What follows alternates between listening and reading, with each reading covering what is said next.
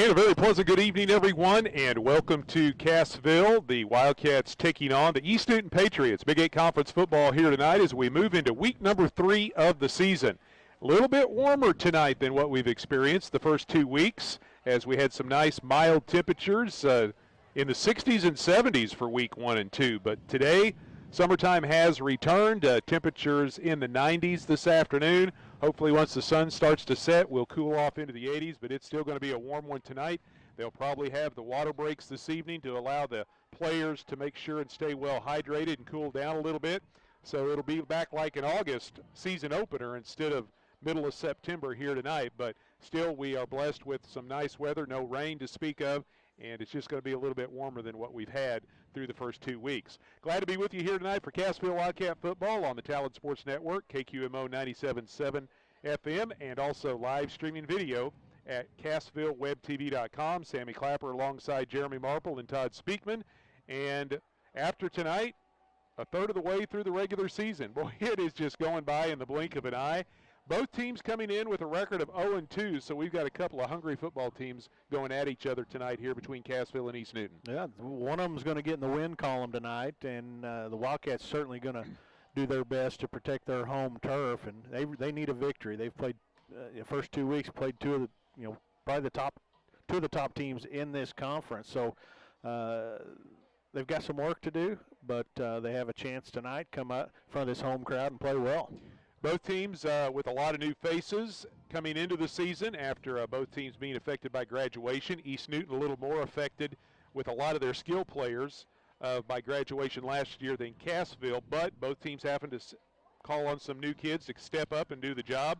And East Newton coming off a very good year a year ago, 4-7, and you say 4-7, that's under 500, but that was the most wins in a season for them since they went 3-7 back in 2016. And it was the most wins, the 4 wins in a season. You got to go all the way back to the days of Larry Bunn in the 2000s when they were going to the Class 2 semifinals. They went to the semis in 2000 and again in 2007, but that's the last time they've had that many wins in a season. And they had a really good group of seniors, didn't have big numbers, but those kids played hard, and they were able to pick up those 4 wins. And 2 of those 4 wins was against Cassville, so they were kind of the thorn in the side of the Wildcats last year. I was going to say another thing they had last year was the Wildcats number. And, they, sometimes you just don't match up well. And last year was not a good matchup for the Wildcats with this Patriot football team. We watch them, and we've watched them for a lot of years, and, they're tough kids. What happens with East Newton traditionally is they wear down. They just don't have the numbers. And watching them warm up out here tonight, looks like those numbers are starting to creep back down again. Looking at the rest of the Big 8 tonight, Monettes at Kelly Field in Aurora to battle the Hound Dogs. A big matchup in Seneca tonight. You've got the number 7 ranked team in Class 4, Nevada, on the road at the number 1 ranked team in Class 3, Seneca. Mount Vernon's down in McDonald County. The Wildcats saw the Mustangs last week. And then another matchup of state-ranked teams. It's the non-conference matchup, though. Number 2 in Class 2, Lamar, is at number 2 in Class 1, Tipton. So they've got a tough one tonight, even though it's a non-conference matchup. Yep, that'll be a good one. But really all eyes are going to be over at Seneca tonight, checking out to see what happens between Nevada and Seneca. That should be a barn burner. Yeah, that was the Big 8 championship a year ago. Seneca went undefeated. They're only Nevada's only loss was to Seneca, right. So they're looking to avenge that. But we know they've both got very talented offenses. We'll see which defense can rise to the occasion there in Seneca tonight. That's right, and defense, wins championships. All right, we're going to get started in the Mercy Hospital pregame show. Mercy Hospital in Cassville, where your life is their life's work. First things up, the field condition report. It's brought to you by Security Insurance Agency. What condition is your insurance in? Are you covered for the hazards of weather or losses unexpected? Call Security Insurance in Cassville at 847-8384. That's 847-8384. Well, it's been kind of dry here in recent weeks, and it looks like that dry spell is going to continue. Cassville on the road last week down in Anderson, but back home here tonight. In the field, they've been putting water on it, keeping it in really good shape. And once again, here at Wildcat Stadium, it looks ready to go tonight. Oh, it's ready to go. Little wear, as you can see between the hash marks, but overall, the field's in pretty good shape. And that's one thing with the Bermuda grass that they have got established here at Wildcat Stadium. it kind of likes the hot weather. As long as you give it a little drink every now and then, it does all right. It thrives in it, and we see late in these football seasons that Bermuda will turn brown and kind of go dormant, but right now still going to be green for a while. Yeah, it makes a beautiful playing surface, a nice fast track, and a nice slick, smooth surface to play on. So the field condition is perfect here tonight, and we're looking forward to the ball game. Again, the field condition report brought to you by Security Insurance of Cassville. Call them at 847-8384. That's 847-8384. We're going to step aside and let you hear from some of the other sponsors of tonight's broadcast, and then be back with more of the Mercy Hospital pregame show. Mercy Hospital in Cassville, where quality care matters.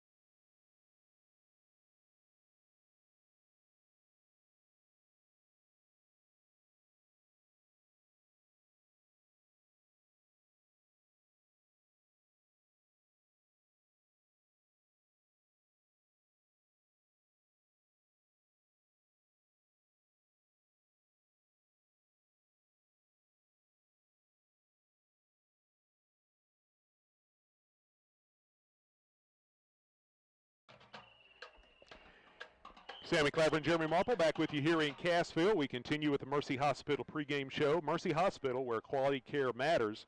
Cassville Marching Band is out on the field as they prepare to play tonight's national anthem. As we said, it's going to be a warm one here tonight. With the East Newton Patriots into town, Big A Conference football here this evening. Cassville at home tonight. Next week they head back out on the road to Lamar, but then in the middle of the season they've got a couple of home games against Harrisonville and Mount Vernon. The national anthem tonight is brought to you, as always, by Stump Realty and Auction Services. They salute all of those who have fought for the flag. They're locally owned, specializing in real estate auctions. You can check out their website at stumpauctions.com for upcoming sales or contact them for your next auction. Sold them with Stump Realty and Auction Services. We'll step aside one more time, be back with more of the Mercy Hospital pregame right after this.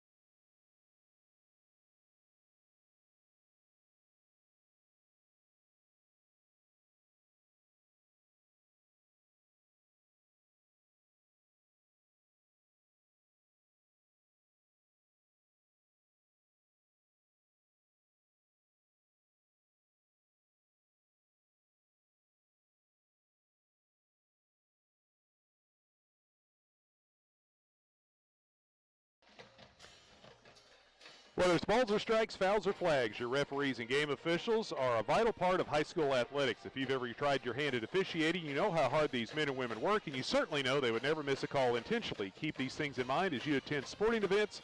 After all, respecting officials and authority figures is one of the most valuable lessons that we can teach our students. This sportsmanship reminder brought to you by Access Family Care with locations in Cassville, Neosho, Aurora, Mount Vernon, and Joplin. We continue on with the Mercy Hospital pregame show. Mercy Hospital, where your life is their life's work. And the East Newton Patriots are in town. As we said, they're 0-2, 0-1 in the Big 8. They lost their season opener, had a pretty good battle with Springfield Catholic, but lost to the Irish 31-24. Then last week, they got beat by Lamar. After Lamar was a little sore, I'm sure, and I don't mean physically sore. I mean they probably had their feelings hurt by McDonald County as the Mustangs came back in the fourth quarter and beat them on their home field. So they took it out on East Newton last week, 42-6, and the Patriots still looking for that first win of the year. Yeah, like I say, both of these teams trying to get in that win column, and East Newton, like I say, they had the Wildcats number last year, so they may be coming out here with a little confidence tonight. Cassville also had a good battle in week number 1, had the number 1 ranked team in Class 3, Seneca, kind of on the ropes there for about 2.5 to 3 quarters. But Seneca was able to score twice in a row in the second half, about midway through the second half, and that gave them a little bit of cushion.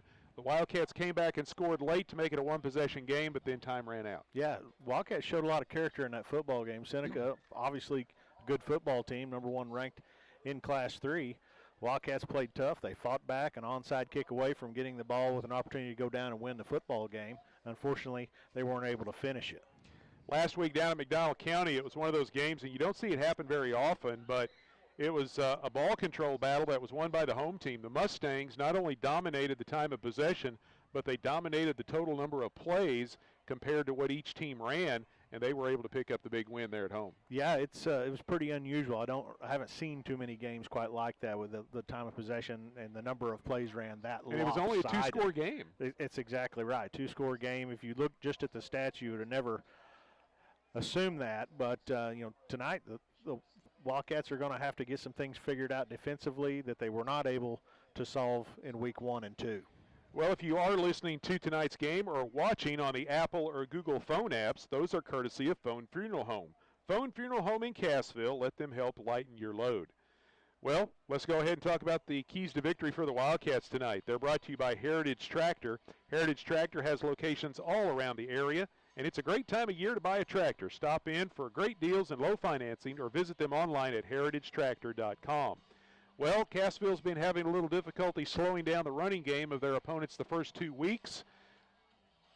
East Newton's got a very talented running back with River Inlow. We've seen him the last 2 years. They're going to have to find a way to control that running game tonight. Well, not only that, Caden Youngblood appears to be, looks like he's the quarterback for the Patriots this year, wide receiver last year, another good athlete in the quarterback position. The Wildcats have seen 2 of those in a row. They're going to see another one out here tonight. And as you said, the Wildcats, they've got to find a way to slow that running game down. They've got to set that edge. They've got to keep these backs and quarterbacks from getting outside and making those corners and getting huge chunks of yardage. We said it last week against McDonald County, too. Field position will be a key, and I think it's going to be a key again here tonight. We didn't really expect McDonald County to put together all of those lengthy, time-consuming drives like they did. You really can't count on high school teams to do that possession after possession. And with East Newton, with a lot of new pieces in on the offensive side of the football this year after graduating all those guys from a year ago, you're not going to be able to give them short fields to work with. You really want them, and especially on a hot night like it is tonight, you want to make them drive the football down the field. So field position is going to be key tonight against the Patriots. Absolutely. The special teams will be important tonight, and taking care of the football. But what Cassville has got to do tonight, they've got to turn the page from last week. They have to find a way to move the chains, keep the football in their hands, and work the ball up and down the field, ultimately ending in points. They can't have 3-and-outs, quick turnarounds, or turnovers tonight. They got to take care of that line of scrimmage. They got to move the football. Again, the Wildcat Keys to Victory brought to you by Heritage Tractor. They're your local John Deere dealer. They offer new and used equipment for your backyard, farm, and ranch. They've got equipment ranging from construction and compact utility tractors to lawnmowers and recreational vehicles, and they work very hard to find the right products for you. Find them online at heritagetractor.com to get the nearest location in your area. We continue with the Mercy Hospital pregame show here in Cassville. Both teams have went back into the locker room to make their final preparations before we kick off tonight's game. The sun is slowly starting to set in the west, which will bring some much appreciated shade to the playing surface. Now the Seneca fans on the far side here at Wildcat Stadium still staring into the sun for a little while longer, but the sun's going to be disappearing behind the horizon and helping them out here as well. We're going to take another time out, let you hear from our sponsors, and be back with more. We've still got the starting lineups to go over, and we get the coin toss as well here from Cassville. But we'll be back after this break. You're listening to Big 8 Conference Football here on the Talon Network.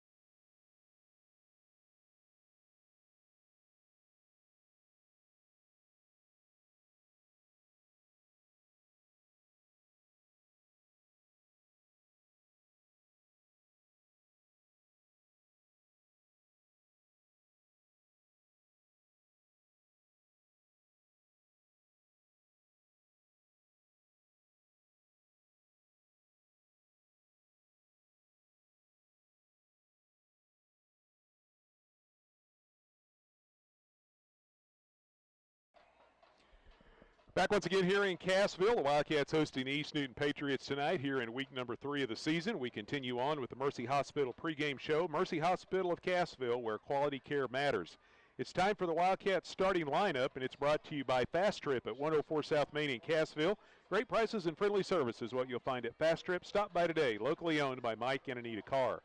Defensively for the Wildcats tonight on the line, they'll have Van Thang, a 5'8", 160 sophomore, and Ricky Norris, a 6'2", 215 junior.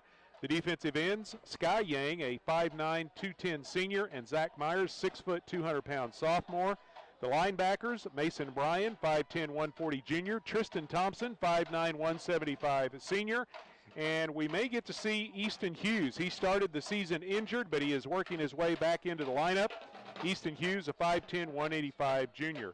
Cornerbacks, Mace Bredesen, 5'10", 150 sophomore, and Colton Roark, 6'1", 185 senior. And the safeties for the Wildcats, Camden Beebe, 5'9", 170 junior, and Chance Freed, 5'5", 140 senior. On the offensive side, we have at quarterback, Jaron Stearns. He is a 6 foot, 150-pound junior. Stearns has thrown for 226 yards and 4 touchdowns in the first 2 weeks of the season. In the backfield, Camden Beebe, a 5'9", 170 junior. Beebe has ran for 156 yards and a touchdown in the first 2 weeks. He'll be joined by Tristan Thompson. Thompson's got 25 yards rushing. He's a 5'9", 175 senior. Receivers for Cassville, Jaden Castleberry, 5'10", 150 senior, and Colton Roark, 6'1", 185 senior. Roark has 150 yards receiving and 3 receiving touchdowns so far through the first 2 weeks.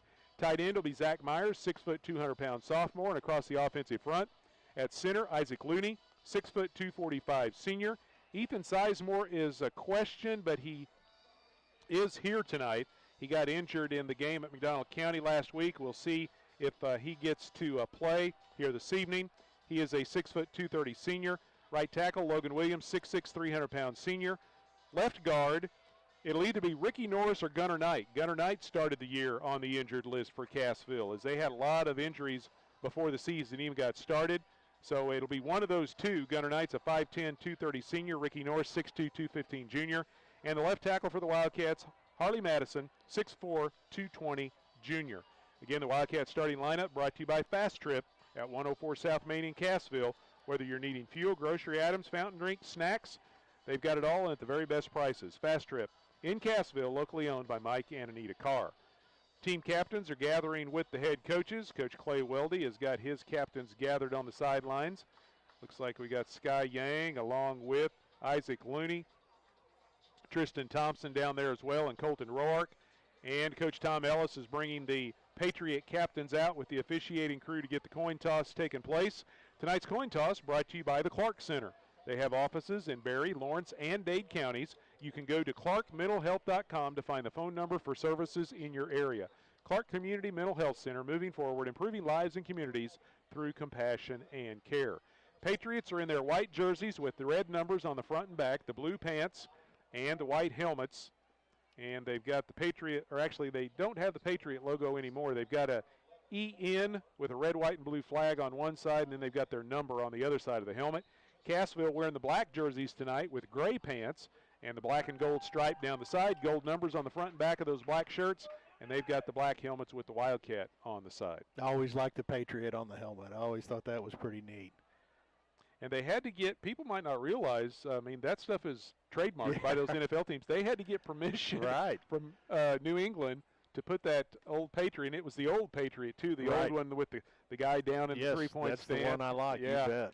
From back in the 70s and the early 80s. But they did go to the new Patriot logo there for just a little while, the one that kind of had the looked like the Revolutionary Patriot with the swooping back. They tried that a year or two, but now they've got more of the basic. They still got the red, white, and blue colors, of course, but getting permission is probably more and more difficult nowadays to be able, because you don't want to infringe on some of those trademarks and copyrights. So they still keep the old traditional red, white, and blue, though, and looks like the coin toss has been won by East Newton, and they want the football. So they will be coming out of the north end zone.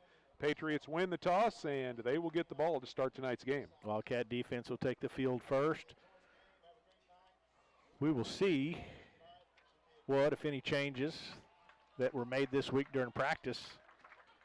What I've seen in the last couple of weeks is a little bit, little over pursuit coming straight up the football field. And we've seen, we talked about it last week, Wildcats in the backfield and the runners running right by them. So a little more discipline, a little more down the line of scrimmage, set that edge.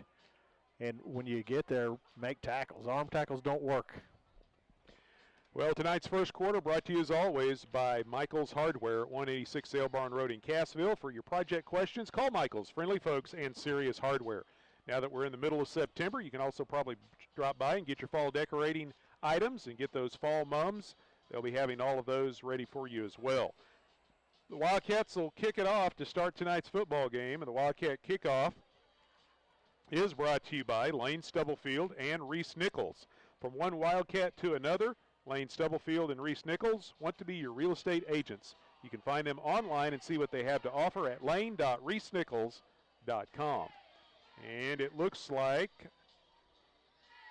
Mason Bryan. Nope, number 15. I started to say number 5, but number 15, and we've got a new kicker, and we're not sure who that is. He is not on the roster. Cassville has had some difficulties with the kicking game here in the first 2 weeks, so we'll see if this young man, we'll try to find his name out before we get through the ball game. Hopefully we can get it before the post game tonight, but number 15 kicking off for Cassville. So we apologize, a new kicker for Cassville that we did not know was going to take place. He kicks it off down the near side. It's fielded back at the 8-yard line, brought out of there by the Patriots, and up the near hash. Virgil Rozier brings it out close to the 30-yard line, so a pretty decent return of about 20, 25 yards. And the Patriots will have decent starting field position on their opening drive of the night. A nice high end-over-end kick down to about the 7-yard line. Mason Bryan put a nice stick on the return man right there to bring him down at the 30. Yeah, I thought he got across the 30, but they do put it down right at the 30-yard line. So 1st and 10 Patriots. Caden Youngblood, the new quarterback for East Newton. He operates from the shotgun. River Enlow off his hip, and he hands the ball to Enlow. He bounces it to the outside. He's got the first down. He's got the sidelines. He's into Cassville territory, finally run down and taken out a play down around the Cassville 35. A big run on first down for River Enlow. Enlow, huge hole off the right side there. Got to the Wildcat sideline. Nice big run brought down by Mason Bryan right at the Wildcat sideline. Big run on first down. 35 yards all the way down to the Cassville 35-yard line. So from 130 to the opposite 35, and the Patriots 1st and 10. They send receivers right and left. They keep Enlow in the backfield. They bring a man in motion. That's Ethan Bales. Hand the ball off to Enlow. He tries to get to the edge again, breaks free from a tackle in the backfield and dives ahead for a short gain, as he has dropped down about the 32-yard line for a pickup of 3. Yeah, defensive end Zach Myers right there able to get in the backfield. Was able to get his hands on Enlow. Enlow able to shake the tackle, but ultimately goes down for short gain. Just underway here in the opening quarter. East Newton facing 2nd and 7 at the Cassville 32-yard line. Decent return for the Patriots to get things started, and then a big gainer on first down for Enlow. Has moved the ball into Cassville territory. Twin receivers out to the left. Bales goes in motion that direction. Snap, he called for it, and the ball never came out from underneath the center. There was movement, and the Patriots are going to be whistled for a procedure penalty. They're going to get behind the sticks right here. Give the Wildcats a gift. We'll see if they're able to accept it and take advantage of this. A penalty drawn by the Patriots, brought to you by the Rib Steakhouse. They're the area's go-to for the best steaks, barbecue, fish, chicken, and more. They're open Wednesday through Saturday, 3 to 9, with specials every night at the Rib. So a 2nd and 7 turns into a 2nd and 12. Patriots come back with the same formation. Twin receivers wide to the left. They don't bring Bales in motion this time, and they hand the ball off to Enlow, and he is hit in the backfield and dropped for a loss by Sky Yang. He may have got back to the line of scrimmage. We'll see where they spot the football. Yang sliced through there, got his just good hit in the backfield. Also, Easton Hughes, first action of the season, coming in there to assist on that tackle, but good play there defensively. They do give him progress back to the 37, so no gain, but no loss either. And it'll bring up 3rd down and 12. First 3rd down situation of the night for either team. They send trip receivers now wide to the left.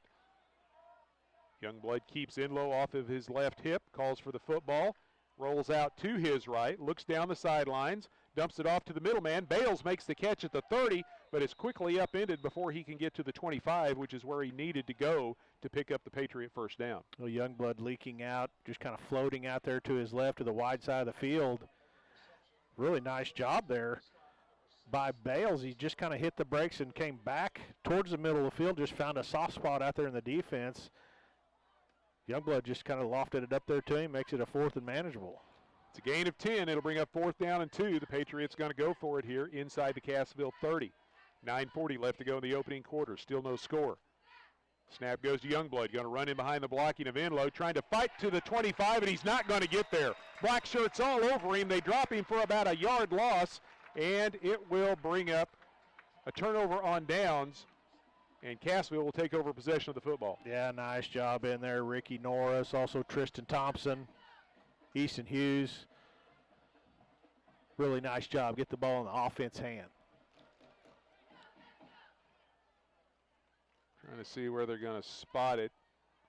They actually do end up giving him about a yard pickup down to the 26, but they turn it over on downs. He needed to get to the 25 to pick up the 1st and 10 for the Patriots. So Cassville's offense onto the field for the first time tonight.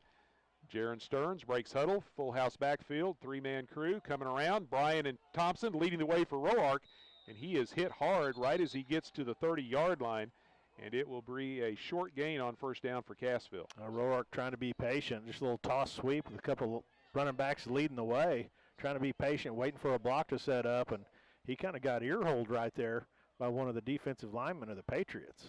It's a gain of about 2.5, maybe 3 yards. It'll bring up 2nd down and long. So Cassville holds on the first drive of the night for the Patriots. Now trying to get their drive moving here, facing 2nd and long. Handoff goes up the middle. A lot of motion going out to the right. The handoff to Tristan Thompson. He takes it across the 30 out to the 32 and picks up 3 more yards. It'll bring up 3rd down and a short 5. And a couple short gains here for the Wildcats. Start this one. Tell you, that defensive stop, it's got to give the defense some confidence moving forward.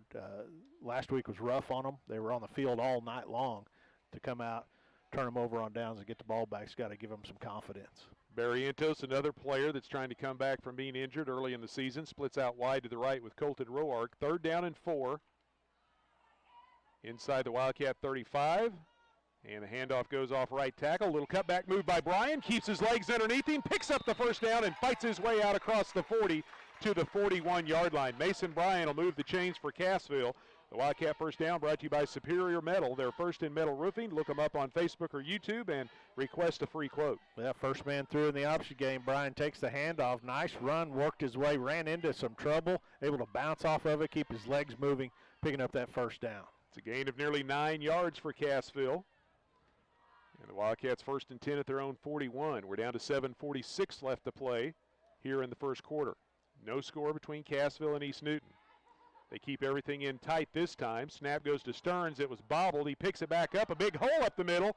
But before he can get the wheels turning too quickly, Patriot defense swarms in and drops him for a gain of only 2 out to the 43. Well, it's a good job there getting something out of a really bad situation and just took his eyes off the snap. Dropped it. He's able to pick it up and pick up a couple of yards there. But this Wildcat offense, they don't want to be in 2nd and long all night. They want some success on first down, and if they're going to be successful, they've got to. Patriots with a 4-man front. They go with the 3-man linebacking crew and the 4 defensive backs. Receiver split right and left this time with a slot man off to the right, and that's the way Cassville's going to run the football. Roark trying to get to the edge, and East Newton doing a nice job stringing it out towards the Patriot sideline. Roark finally able to turn upfield, but he's able to only pick up 1 to the 44. Yeah, the Patriots flow into the football really well. Roark got great speed out there on that end around, just not able to find room to get downfield. He made a little spin move at the last moment, picked up a couple of yards. So 3rd down, and we'll call it 6 from the Cassville 45. They converted on their first 3rd down opportunity of the night. We'll see what they can do here. Closing in on the midway point of the opening quarter. Shadows have now taken full effect. Still a little sun over on the far hillside. Stearns looking to throw on 3rd down. Nobody open downfield. Now he's going to scramble, trying to get away from pressure, and he is not going to make it back to the line of scrimmage. Aiden Wolf was the first man to get to him there and slow him down, and then Wolf got helped out by a couple of teammates, and it's they are going to give him a gain of 1. So good job by Stearns to pick up a yard. I thought he actually was dropped at the line of scrimmage, but it is a pickup of a yard, but it's going to bring up 4th down and long. And officials have called a timeout here. Must be they've made the decision to have a water break tonight.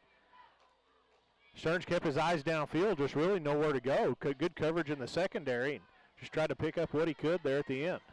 Yeah, with the heat returning here in week number 3, they are stopping now during each quarter for the players to get a drink and cool off a little bit. The timeout on the field brought to you by Security Bank of Southwest Missouri. If you want mobile banking, ATMs, multiple branches, and all types of loans, and still be able to go into the lobby and see your personal banker, you just described Security Bank. Take time out to look at Security Bank, member FDIC. So 4th down, and we'll call it 7 now. And the Wildcats are going to be forced to punt. Colton Roark comes in to kick it away. Virgil Rozier drops back at his own 20-yard line awaiting the kick. Not much of any wind. We had about a 10-mile-an-hour breeze this afternoon, but now that the sun is setting, that wind has gone away. It's a high kick, but not very long. It bounces at the 26. Oh, hit a Patriot. Takes a Cassville bounce, hits a Patriot, picked up and run in for the touchdown by Andon Gautney. I don't think you can advance those in high school. That's right. He will not be able to advance it.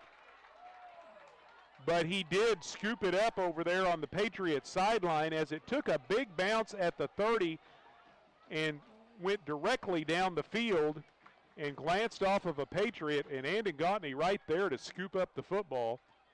So the points will not happen, but Cassville's going to get the ball at the East Newton 25-yard line. Yeah, big break right there. High punt, hit the ground hard, and just right into the leg of a Patriot. Trying to look like he may not even know where the football was, and right into the hands of Gautney. But the Wildcats will have the football right about the 25-yard nose of the football on the 25-yard line of the Patriots.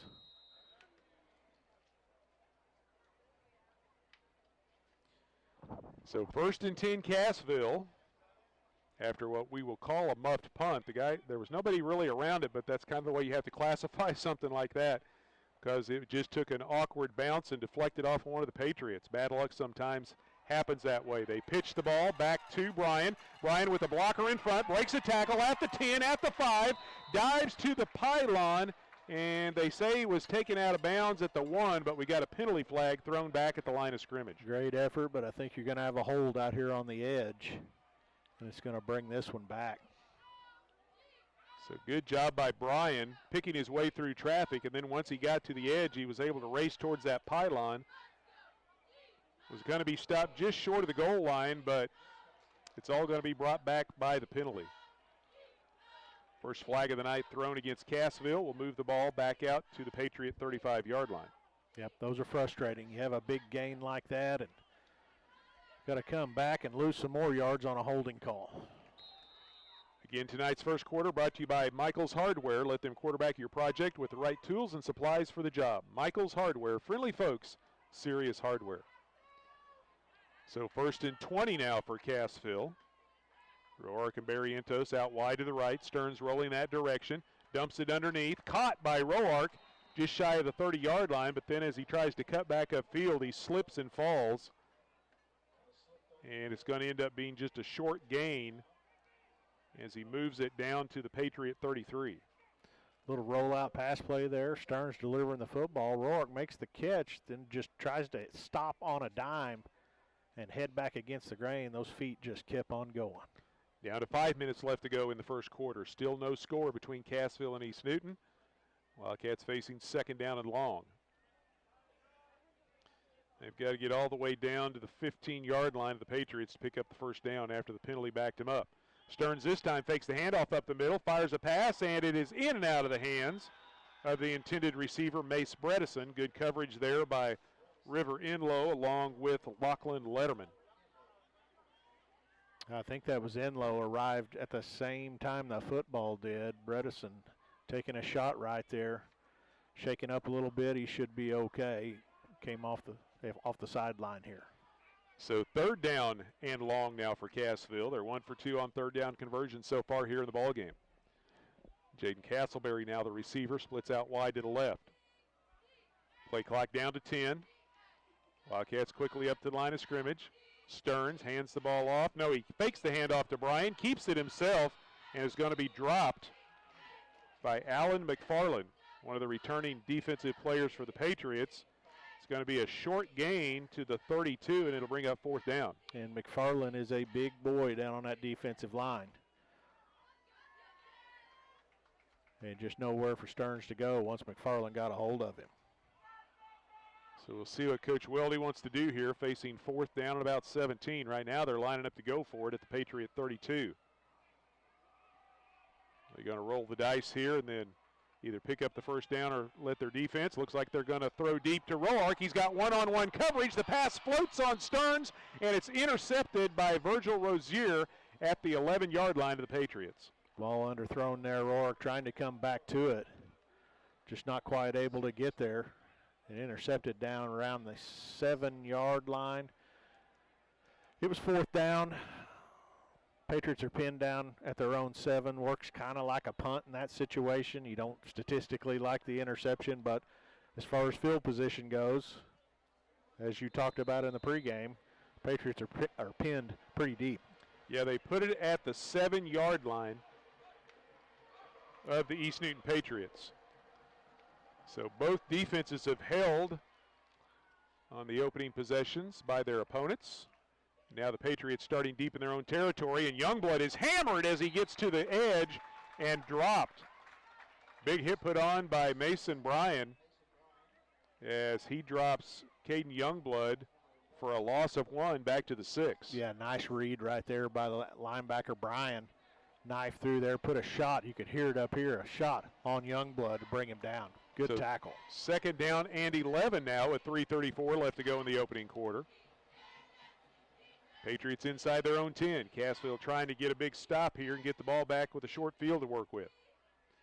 Trip receivers out to the right. They've got a lone man split out wide to the left. Youngblood rolling to his right. Throws it down the sidelines. Catch is made by Rozier out just shy of the 15-yard line. Wildcats force him out of bounds at the 14 for a pickup of 8. Just a little out route to the sideline right there. Roark knocking him out of bounds at the end of the play. It'll bring up third down and 2 for the Patriots.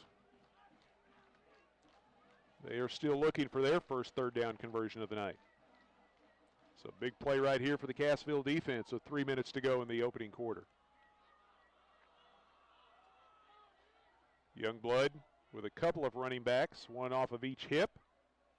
He fakes the handoff, looks to throw. He had Rozier for a moment, now dumps it underneath. The catch is made by Aiden Wolf, and he's got enough yardage for the first down out near the 25-yard line.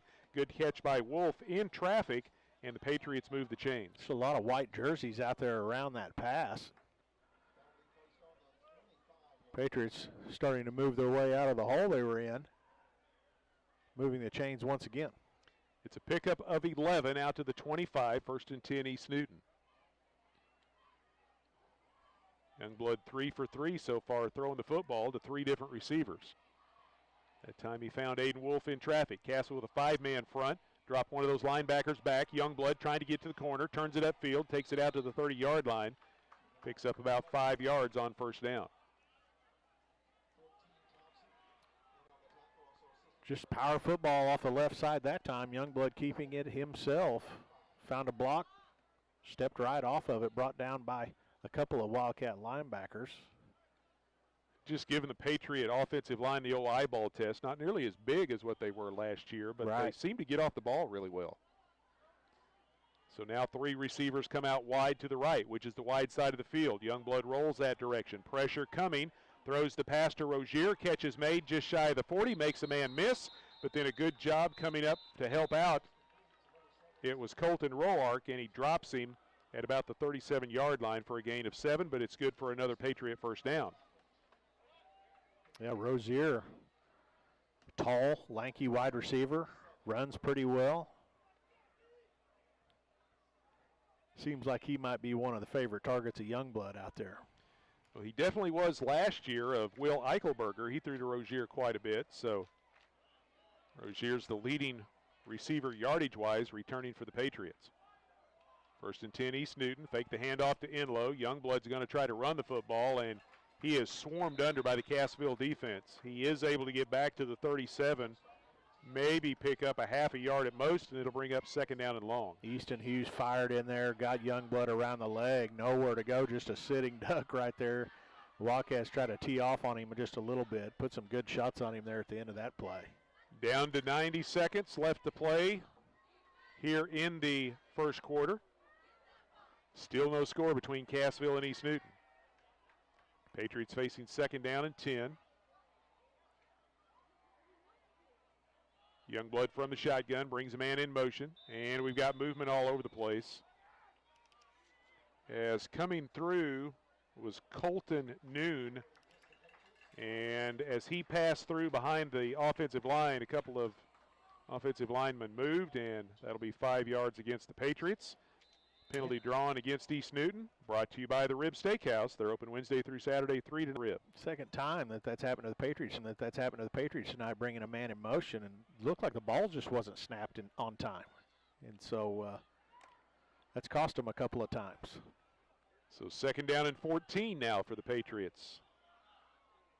And we've got movement again, and Youngblood's calling for the football as people are coming into motion, and the snap's not coming, and you can tell this is kind of on, it's all done on motion and rhythm and timing, and right now the center is not getting the football to his quarterback before everybody starts moving. So 5 more yards as they back him up inside the 25, back to the 27. And again, that penalty drawn against the Patriots, brought to you by the Rib Steakhouse. They're the area's go-to for the best steaks, barbecue, fish, chicken, and more. Specials every night at the Rib. So 2nd down and 20 now for East Newton. Caden Youngblood drops it off to River Enlow. He's got a little space, but Cassville's defense collapses on him quickly as he crosses the 30-yard line. He takes it out to the 32. Looks like they're going to give him the 33 for a pickup of 6, and that will be the final play of the opening quarter. After 12 minutes of play, no score between Cassville and East Newton. We'll take a quick break and be back with quarter number 2. You're listening to Big 8 Football here on the Talon Network.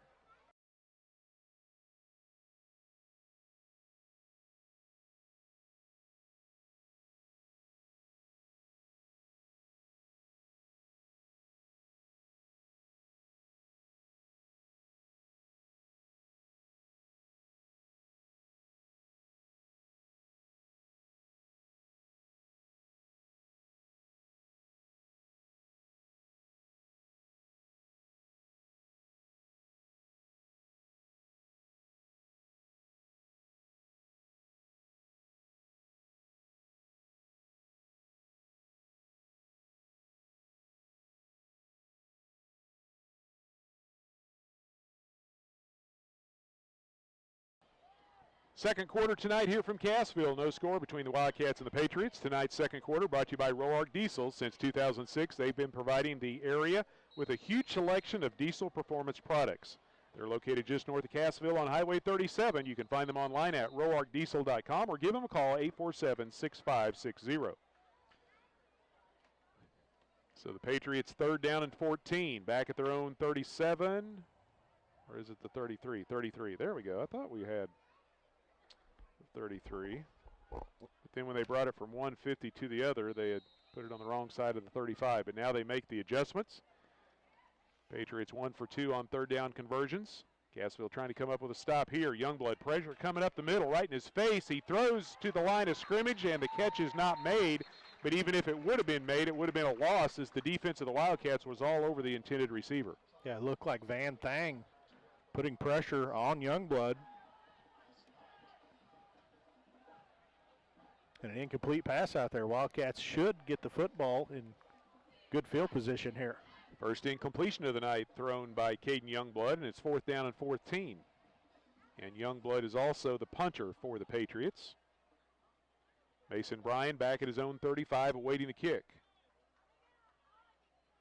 Good snap, pressure coming from Ruark. Youngblood gets the kick away. A line drive kick, drives Bryan all the way back to the 28-yard line, makes the first man miss, spins off a contact and fights his way back out to the 35, maybe the 36, and we've got a penalty flag thrown ahead of the play out at the 40-yard line. Really, really nice job by Bryan to catch that football. It was coming in hot, end over end. If that ball hits the ground, it's going to roll way on down near that goal line. So really nice job there by Mason Bryant. We'll see what the flag's all about. The officiating crew talking things over.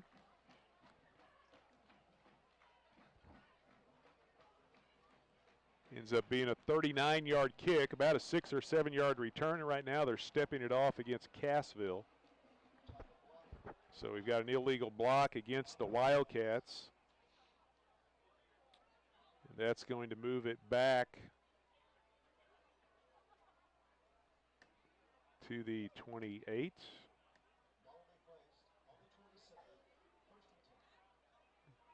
Yep, at the 28-yard line.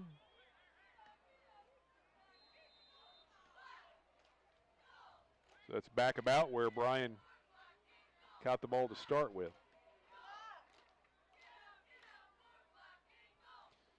So 1st and 10 Wildcats, quickly up to the line of scrimmage, split backfield, and now we got a flag thrown at the snap of the football. I don't know if the Wildcats were set before that ball was snapped. No, actually offsides call against the Wildcats. Somebody lined up offsides. So somebody in the neutral zone, and it's going to back it up some more. It takes it inside the 25, back to the 23.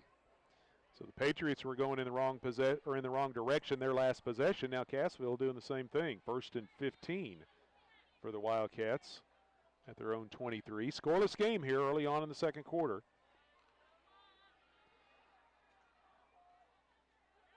Stearns hands the ball off to Roark, and Roark is stood up at the 25-yard line trying to fight for extra yardage, but he's only going to be able to pick up a couple. That's not Roark, it's Thompson, because I just saw Colton Roark out here on the near side. Yeah, Thompson trying to blast off that left side. And the Patriots defense playing hard, playing tough tonight. So Thompson with his second carry of the night picks up a couple of yards, and it'll bring up 2nd down and nearly 13 to go.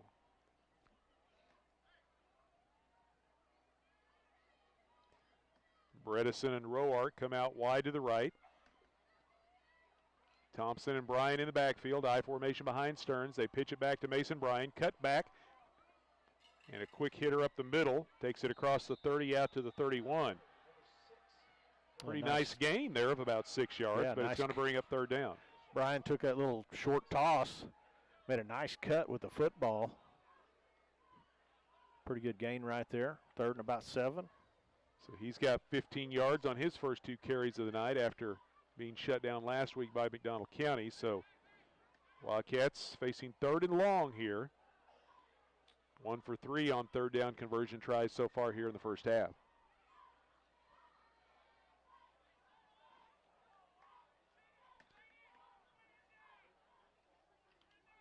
Everyone stays up around the offensive linemen as they keep double tight, and we've got a flag thrown again. And we're going to have movement by the Wildcats. Already 4 penalties against Cassville for a total of 30 yards. And it'll be 3rd and 12. Wildcats just having a hard time getting into the flow, getting in a rhythm offensively.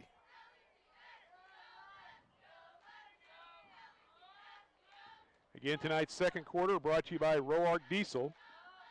If your engine's not running just right, take it to Roark Diesel. They specialize in diesel performance. They're located just north of Cassville on Highway 97. Give them a call at 847-6560. Stearns rolling to his right, sets up, launches one, and he overthrows the intended receiver. Jaden Castleberry had broken open in a little seam about the 40-yard line, which would have been good enough for a first down, but the ball over his head incomplete. He had 2 receivers out there. Had Castleberry on a kind of an intermediate out route towards the Wildcat sideline. He had Roark on a deep out. The ball ends up right in between them. So Colton Roark in to punt it away. His first punt was high but not real long. but the Wildcats caught a break as when it hit the ground. It bounced off a Patriot return player. This time the snap bounces, and Roark hits this one high and short once again. Bounces at the East Newton 49, takes a Cassville roll down to the 41-yard line. He'll got a friendly roll there at the end, not the punt I'm sure that he wanted. Had to go down and scoop the snap up. He secured it and then got the punt away. I'm not sure he realized how much time he had there. So the Patriots take over, 1st and 10 at their own 41 with 9 minutes left to go here in the first half.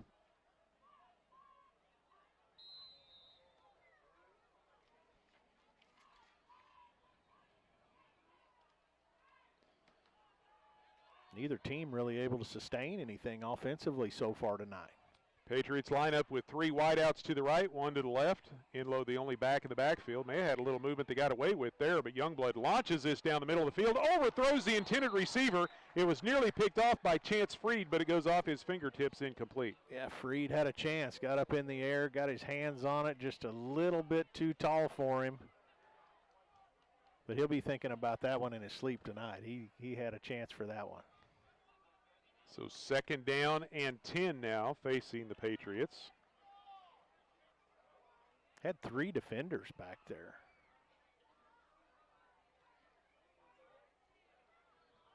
So good coverage in the secondary by the Wildcats there. They bring the 3 receivers to the short side of the field this time in front of the Cassville bench. And the handoff goes to Inlow, hands it back to Bales on the end around, and Bales has nowhere to go, and he's going to be dropped for a loss. Great job by the Cassville defense. They didn't go for the ball faking, and Ethan Bales is dropped all the way back at the 37-yard line for a loss of 4. Yeah, pretty disciplined on the backside right there. Zach Myers was able to get his hands on Bales first, just slowed him down. He wasn't able to corral him, slowed him down, and then nowhere for Bales to go after that. Good defense.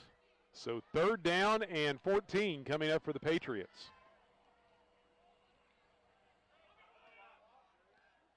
Caden Youngblood from the shotgun, still with River Inlow in the backfield. Calls for the football, has a little time, fires this one to the East Newton side, and he overthrows the intended receiver, which was over there Ethan Bales, and a flag comes out right where the ball, defender, and receiver, and we may have a little contact over there. Oh, wow. The ball was overthrown. Bales didn't have a chance to catch it as it sailed on Youngblood. Right now the officials talking it over. And they're already moving the chain crew over there. And that's going to give them a 1st down.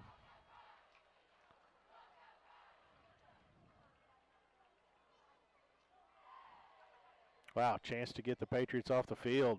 Tough break there. Penalty will move it into Cassville territory at the Wildcat 48. Big 15-yard penalty there against the Wildcat defense. 8:05 left to go here in the first half. No score. And the Patriots with some life in Cassville territory after the penalty. Cassville defensive front shifting around, and we got a flag thrown on the far sideline. Wow. It's become a flag fest here in the first half. This one against East Newton. There's 8 minutes to go until halftime, and this game's been kind of a mess on both sides. Penalty drawn by the Patriots. Once again brought to you by The Rib in Cassville. The Rib Steakhouse is the area's go-to for steaks, barbecue, fish, chicken, and more. They're open Wednesday through Saturday, 3 to 9, with specials every night at The Rib. Well, if you're the Wildcats, what you can't do right now is get frustrated. Frustrated from last week, frustrated with how things are going tonight. You're not doing what you think you should be doing. Can't get frustrated. That makes you do kind of silly things, so you've got to kind of corral yourself, get your head back in the game, and play football. So 1st and 15, and now we've got whistles as the Patriots call for a timeout. Not sure whether they didn't have the right personnel or just they want to talk things over. Timeout on the field is brought to you by Security Bank. Any bank can cash checks, accept deposits, and make loans, but the distinguishing factor between banks is their level of service to the customer. Whether it's a loan decision or the processing of your bank statement, all the decisions and services of Security Bank are generated by their local bank staff in a prompt, fair, and professional manner. Security Bank of Southwest Missouri, member FDIC. Tonight's game also brought to you in part by 4 State Dental Care. They're building beautiful smiles in Southwest Missouri with 3 locations to better serve you, and in-house insurance and benefit plans that ensure your smile will be beautiful at an affordable price with 4 State Dental Care. Tonight's broadcast also brought to you in part by MetaPlansPlus.com. Eric Seifert, your local trusted licensed insurance agent for Medicare health insurance plans, dental plans, and more. Find out more by going to MetaPlansPlus.com.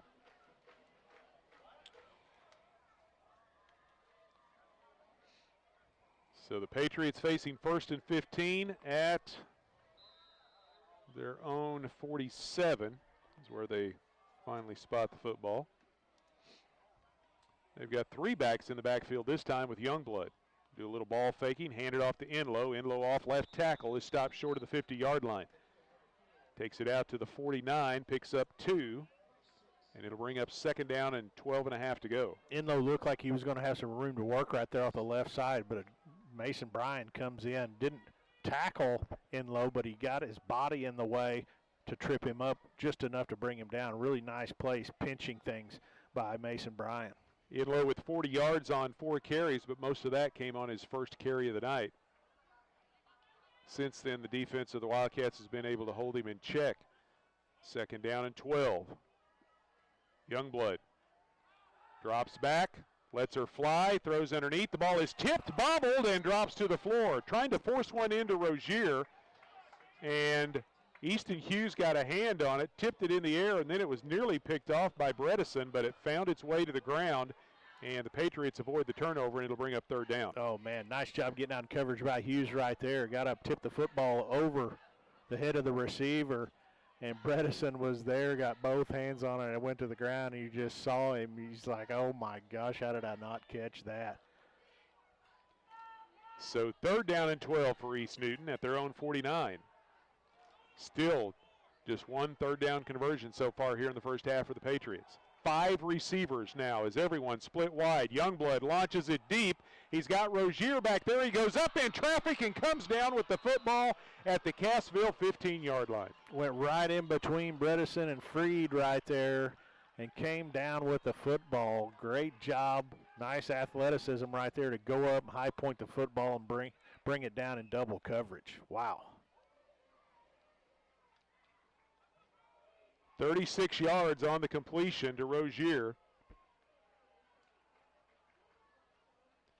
And a 1st down for the Patriots just inside the Cassville 15-yard line. Down to 6:55 left to play here in the first half. Youngblood gives it to Enlow. Big hole up the middle, quick hitter, gains about 5 yards down to the 10. Yeah, Enlow shot through that line of scrimmage pretty quick right there. Thompson, linebacker, bringing him down on the play. So 2nd down and 5 now for the Patriots, as suddenly they've got a little life here after that big pass completion.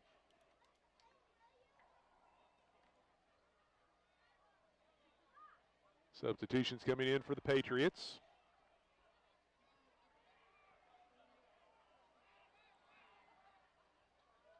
Youngblood and Enlow once again in the backfield.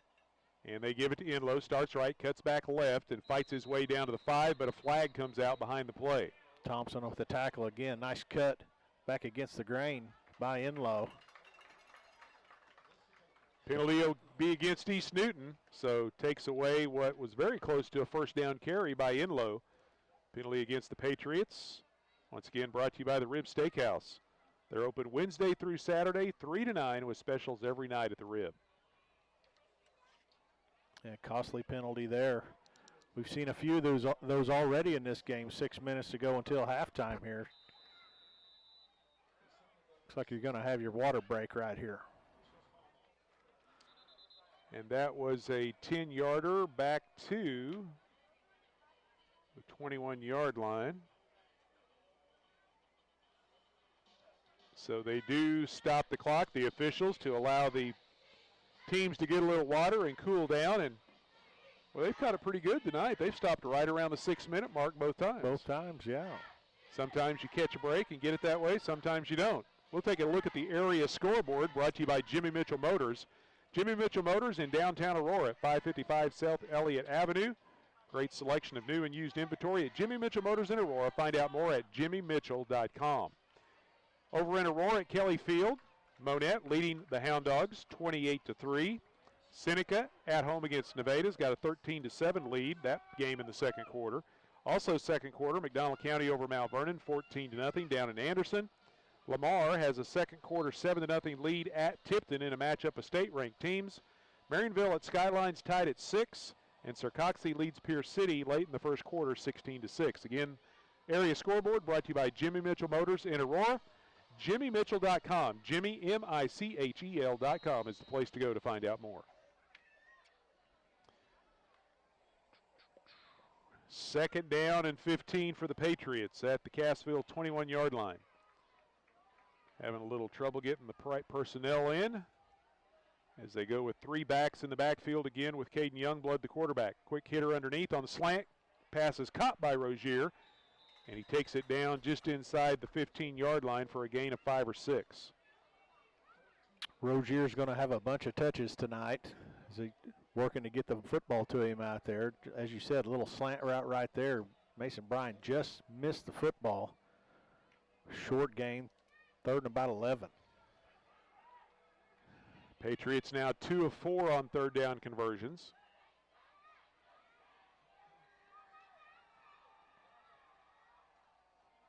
Youngblood hands it off to Enlow, trying to get to the edge, tries to cut it back in as he's turned by Bredesen, and he will not pick up the first down. In fact, he's going to come up well short of that after a pickup of only 2 or 3 yards down to about the 12, and it'll bring up 4th and 8. A good pursuit by the Wildcats right there. 3 or 4 black jerseys all around Enlow at the end of that run. So the Patriots going to go for it here, deep in Cassville territory. They were unsuccessful back in the first quarter attempting a 4th down conversion. This one 4th and 8. Youngblood fakes the slant this time to Rozier, goes to the fade into the corner. He comes back to the football, makes the catch, touchdown Patriots. Good job by Virgil Rozier adjusting to the pass from Caden Youngblood, and the Patriots break the scoreless deadlock. A double move right there, pump fake by the quarterback, just laid it out there for him, underthrown, had to come back, dove, caught the football in the end zone. Big play for the Patriots. So the touchdown pass to Rozier, good for 12 yards. And now Caden Youngblood in to attempt the point after.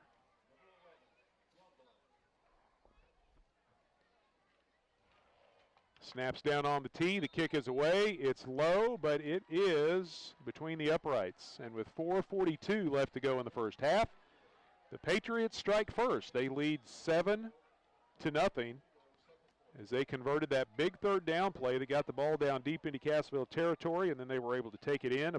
11 play, 59-yard drive. And it took about 4.5 minutes off the clock. Youngblood to Rozier. Rozier's now got 69 yards on 5 catches and a touchdown. Working to get Rozier, their athletes, the football out there. Just laid the football. Youngblood just laid it up there. It was in the air a long time, but it was underthrown enough that Rozier was the only one that had a chance to catch it. Still 4:42 left to go here in the second quarter. Tonight's second quarter brought to you by Roark Diesel. They specialize in diesel performance products. They've got a huge selection of diesel performance products for Cassville and the surrounding area. Go to roarkdiesel.com or call 847-6560. And kicking off for the Patriots will be Xiao Fang.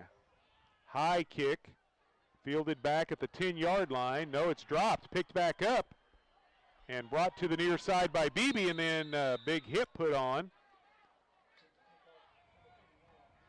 Beebe is able to race to the Cassville sideline and get it out around the 30-yard line for about a 20-yard return. Well, the Wildcats have an opportunity here, Sammy. They're going to have the football with about 4.5 minutes to go until halftime. They will get the football coming out after halftime. So if the Wildcat offense can get something going right here,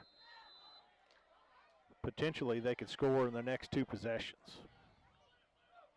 Stearns with a split backfield, hands it off to Bryan, and Bryan is hit right at the line of scrimmage, fights forward for a pickup of 1, and it'll be 2nd down and 9. I tell you, this East Newton defensive line is giving this Wildcat offensive line fits tonight. Running back's not much room to work, as Mason Bryan just found out right there. Cassville with only 1 first down so far here in the first half, facing 2nd down and a long 9 just outside their own 30-yard line. Patriots lead it 7-0. They go with the wishbone formation this time, and Stearns is going to run it himself. He's got blockers. He's across the 35 out to the 38-yard line. Good pickup there on 2nd down to make it 3rd and short. Yeah, nice run there by Stearns. Opened up to his left, faked to the running back, and then pretty immediately turned upfield through that line of scrimmage in through the linebackers before he was brought down. 3rd and 2 Cassville at their own 38. We're down to 3.5 left to go here before halftime. Patriots leading 7-0. They split the backfield this time behind Stearns, tied in to the left side. They hand it off to Thompson. Thompson fighting for extra yardage, trying to pick up the first down. Patriot defense wrapped him up, and he's going to come up just short. It'll bring up 4th down and less than a yard. Yeah, big call right here. Probably about a foot away from picking up this first down. In your own territory, 40-yard line. 3 minutes to go until halftime here. These are situations you got to trust your offensive line to pick up that, 12 inches out there. And they just send in another big tight end, Travis Moore, to help out with some of the bulk up front. Again, they go with the full house backfield. Stearns gives it to the last man through. Surge over the right side. First down, Wildcats. Wildcat first down brought to you by Superior Metal. They're first in all your farm building needs. Check them out online for examples of what they can custom build for you at SuperiorMetalSalesInc.com. Wildcats needed that right there. 2.5 minutes to go here until halftime. The Wildcats need a play. Need to get the ball down the field here. Give themselves an opportunity to get points before halftime. 1st and 10 from their own 42. One receiver to the right. That's the short side of the field. Handoff goes to the first man through, Tristan Thompson. And Thompson with some hard running. Had a couple of defenders wrapped around him, and he would not go down. Just kept pushing and shoving and driving forward. Takes it all the way to the 47 for a gain of 5. Yeah, good hard run there by Thompson. Just first man through, right into the chest of the Patriot linebacker.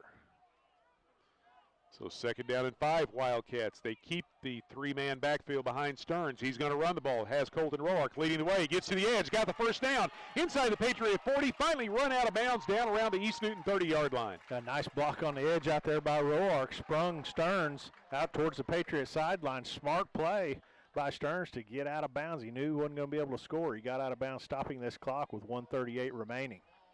First down for the Wildcats, brought to you by Superior Metal Sales, their first in color selection. Check out their gallery at SuperiorMetalSalesInc.com. Ball at the Patriot 29-yard line. 24-yard pickup for Jaron Stearns. 1st and 10 Wildcats. Stearns this time from the shotgun. Inside handoff goes to Roark. Had to make a man miss in the backfield. Then trying to make another man miss at the line of scrimmage, but the Patriots had that one sealed up. Yeah, Patriots 3 defenders over there in the middle of that. Nowhere for Roark to go. Wildcats take a timeout. So they stop the clock with 1:29 left to go here in the first half. Timeout on the field brought to you by Security Bank of Southwest Missouri. Security Bank has debit cards, ATMs, mobile banking. But also at Security Bank of Cassville, Wheaton, and Exeter, you sit across from a neighbor and a decision maker. They have all the newest banking features with the same hometown service. Security Bank, member FDIC. It was a gain of only 1, and it'll bring up 2nd down and 9. Yeah, tough going in this first half to this point for the Wildcats. They can get right back in it if they're able to get the ball in the end zone here heading into halftime. Started this drive back at their own 30. They moved it down to the Patriot 28. Still a minute 29 left to go here in the half. Second down and 9 for the Wildcats. Bredesen out wide to the right.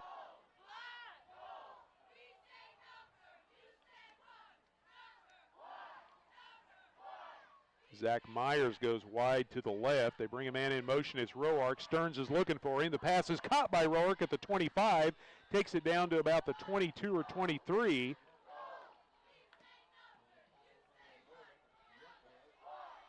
Now the offense needs to work with some tempo right here as that clock continuing to run.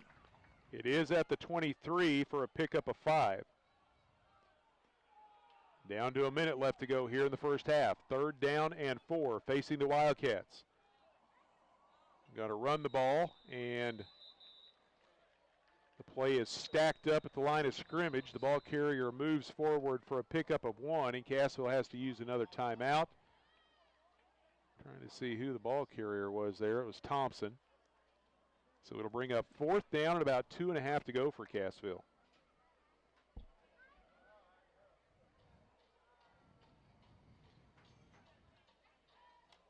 Again, the timeout on the field brought to you by Security Bank of Southwest Missouri. Security Bank with locations in Cassville, Wheaton, and Exeter, member FDIC. 53 seconds left in the half. Patriots lead 7-0. Cassville facing 4th and about 2.5 yards at the East Newton 22-yard line. And the Wildcats have been working awful hard tonight, trying to get this run game going. They're seeing something along that defensive front. They keep going back to the well there. But they're having a tough time running the football tonight. They've had a couple runs pop. We saw one by Stearns just a few plays ago. But I'm telling you, this Patriot defense is playing tough tonight. So big play right here with less than a minute to go in the half. Cassville trying to keep the drive moving. Patriots trying to shut it down here on 4th down, leading by 7. Little offset this time in the backfield. Stearns with a big hole up the middle. He's inside the 15, down to the 10, all the way down to the 9-yard line. First down, Cassville. He was trying to get to that sideline. The clock will stop while they set the chains. He wasn't quite able to get out there to stop it, but it'll stop for just a minute. 45 seconds remaining here. Now it's back in motion. It's a gain of 13. The first down brought to you by Superior Metals. Call for a free quote at 888-364-9527. Stearns again with the football. This time tries the left end, and he has stood up at the 5-yard line after a pickup of 4. Clock running. Wildcats not using that last timeout. Scrambling to get personnel in from the sideline. Quickly up to the line of scrimmage. 2nd down and goal from the 5. Again with the wishbone. This time Stearns bobbles the football, has to retreat, picks it up, and is dropped back at the 10. And they're going to have to use a timeout here with 10 seconds remaining. Yeah, tough play right there. Trying to run the option there. Stearns couldn't. He tried to pull it out of the fullback's belly. Fullback tried to hold on. Ball ends up on the ground. Fortunately for the Wildcats, bounced right back to Stearns. He tried to get to the outside. Patriot defense right there to bring him down. 10 seconds remain here. So 3rd and goal from the 10. You've got to go to the end zone here. I was going to say, barring a defensive penalty, this will probably be the final play of the first half. Patriots leading 7-0. Late here in quarter number 2. Tonight's second quarter brought to you by Roark Diesel, located just north of Cassville on Highway 37. They're the leader in the region for diesel performance products. You can find out more online at roarkdiesel.com or call 847-6560. Now, Coach Weldy and his staff has put in the play they want to run. They send the Wildcats back out onto the field. The Patriots defense has to quickly trot out there as well. 10.2 seconds left on the clock before halftime. 3rd and goal from the 10 for Cassville. Patriots with a 7-point lead. Split backfield. Stearns looking. They split a couple of receivers. Man comes open. It's Barrientos up in the air. Makes the catch. Touchdown, Wildcats. Great throw there by Stearns. Stearns actually looked to his second man, Roark, and Barrientos over there. Roark, he's drawn a lot of attention out there. Barrientos comes in on the deep post. Stearns throws it out there to his big, tall receiver. great job right there for this Wildcat offense. Wildcat touchdown brought to you by Willis Insurance for auto, home, health, life, and commercial insurance. See the folks at Willis Insurance on the square in Cassville or in Shell Knob in the Bridgeway Plaza. Stop by and get a quote today. The extra point is up and good as the kick made by Diego Aras, another Wildcat player that is trying to battle back, and he is out there, kicks the field goal to tie this game at 7 with 5 seconds left in the first half. The Wildcat extra point brought to you by Berry Electric Cooperative. If you suffer from buffering, call Gobeck. Your business needs Gobeck. That's exactly what this Wildcat football team needed to score going into the locker room. They can go in, they can talk about what they're seeing out there at halftime, come out, get the football first to start this second half. Maybe they can get things going offensively. 13 plays, 70-yard drive, took 4.5 minutes off the clock. 10-yard touchdown pass from Jaron Stearns to Barrientos, as Carlos Barrientos injured to start the season as well. Saw limited playing time last week, but has been in there for much of the night tonight. Now the Wildcats set to kick it away. From one Wildcat to another, Lane Stubblefield Realtor, along with Reese Nichols, want to be your real estate agents. Find out more online at lane.reesenichols.com. Virgil Rozier back at his own 5, awaiting the kick of our mystery man, number 15. Kick this time angled down the left sideline, fielded by one of the up men at the 17. He'll bring it up the hash. He's across the 30, out across close to the 35 before he is finally brought down. On the return was, I think it was Coy Matheson. And that will be the final play of the first half. So as we have reached intermission here at Wildcat Stadium, the two teams headed to the locker room, all tied at 7. It's kind of been the theme so far this year. Seneca and Cassville were tied at the break. McDonald County and Cassville were tied at the break. East Newton and Cassville tied at the break. 7-7 ball game. We'll take a break, let you hear from our sponsors, and then be back with the halftime show. You're listening to Big A Football here on the Talon Network.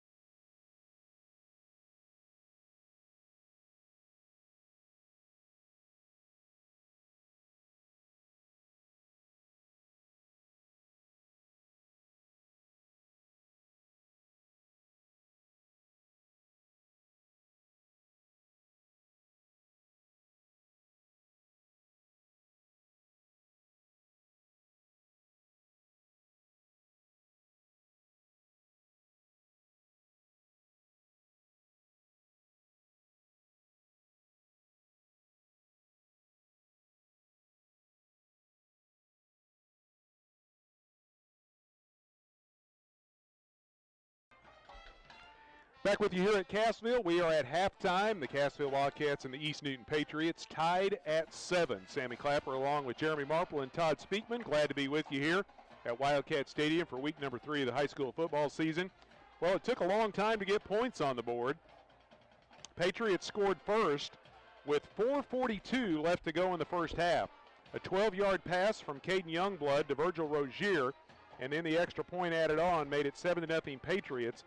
That capped off an 11-play, 59-yard drive. Cassville got the ball at their own 30 with 4.5 left to go, drove it 70 yards in 13 plays, and with 5 seconds left to go in the half, a 10-yard pass from Jaden Stearns to Carlos Barrientos, and we're knotted at 7 here at the break. Yeah, I don't really know what to say about the first half. Pretty frustrating, I'd say, for both sides. Sloppy at times, lots of penalties, things going on out there. What I will say is the Wildcats moving the football down the field and getting that score with 5 seconds until halftime is huge in this football game. They're in there right now. They're talking about this first half.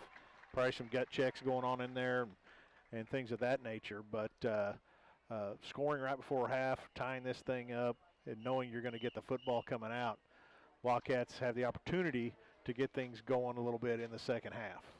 We'll take a look at the area scoreboard brought to you by Jimmy Mitchell Motors in downtown Aurora.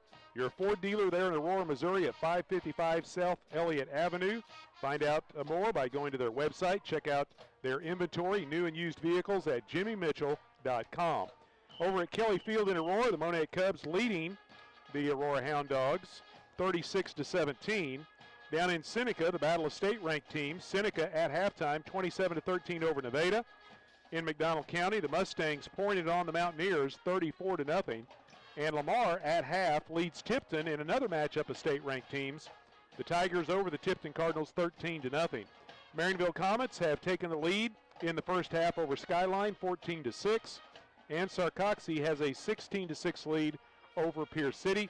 Again, that's the Jimmy Mitchell Motors area scoreboard. JimmyMitchell.com is the place to go. Jimmy, MICHEL.com. Cassville Marching Band entertaining the crowd here at Wildcat Stadium at halftime with the score tied 7-7 between the Wildcats and the East Newton Patriots. And we are going to go ahead and jump into our halftime giveaway. Once again, we've got pass to Silver Dollar City. Now, if you won last week, we ask that you please allow someone else the opportunity to win one of these passes. In fact, and just so you know, we're keeping track of all of our winners. So, again, please allow someone else to win as we will be giving away these throughout the rest of the season. It's a one-day pass for 2 to Silver Dollar City.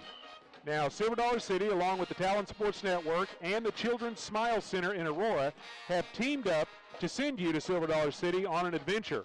Thousands of local families covered by Medicaid have been turning to Children's Smile Center in Aurora for many years to get quality dental care for their children. If your child is covered by Medicaid, contact Children's Smile Center in Aurora for an appointment, and they will treat you like family. All right, get ready with your dialing fingers. Again, if you won last week, we ask that you please let somebody else win this week. That means you and Nickel. You cannot call and win these again. Yeah, and we're looking at you. All right, same number, 417-489-2277, but there is a caveat this year. Once you get through on the phone lines, and I said this week, once you get through on the phone lines, you have to say, "Go Wildcats." Simple, but all you got to do is remember to say, "Go Wildcats." Again, the first person through on the phone lines, say, "Go Wildcats," and you will get a one-day pass for 2 to Silver Dollar City. 489-2277, 489-2277. On your mark, get set, go. There you go. So the phones are ringing. Last week we had an overwhelming response, and Ann was the lucky one to get in, so we'll see who is the lucky person this week to get that one-day pass for 2 to Silver Dollar City. Again, 489-2277, and all you have to do is say, "Go Wildcats," and that first person through on the phones will be getting that pass. Well, if you're using your phone to listen or watch the games tonight on the Apple or Google phone apps, those are courtesy of Phone Funeral Home in Cassville. They're always there to help. Phone Funeral Home, making the Google and Apple phone apps available, and we appreciate their support of our coverage very much. 7-7 our score here at halftime. We're going to step aside, let you hear from some of the rest of the Wildcat sponsors, and then be back with some of the first half stats. You're listening to Big 8 Football here on the Talon Network.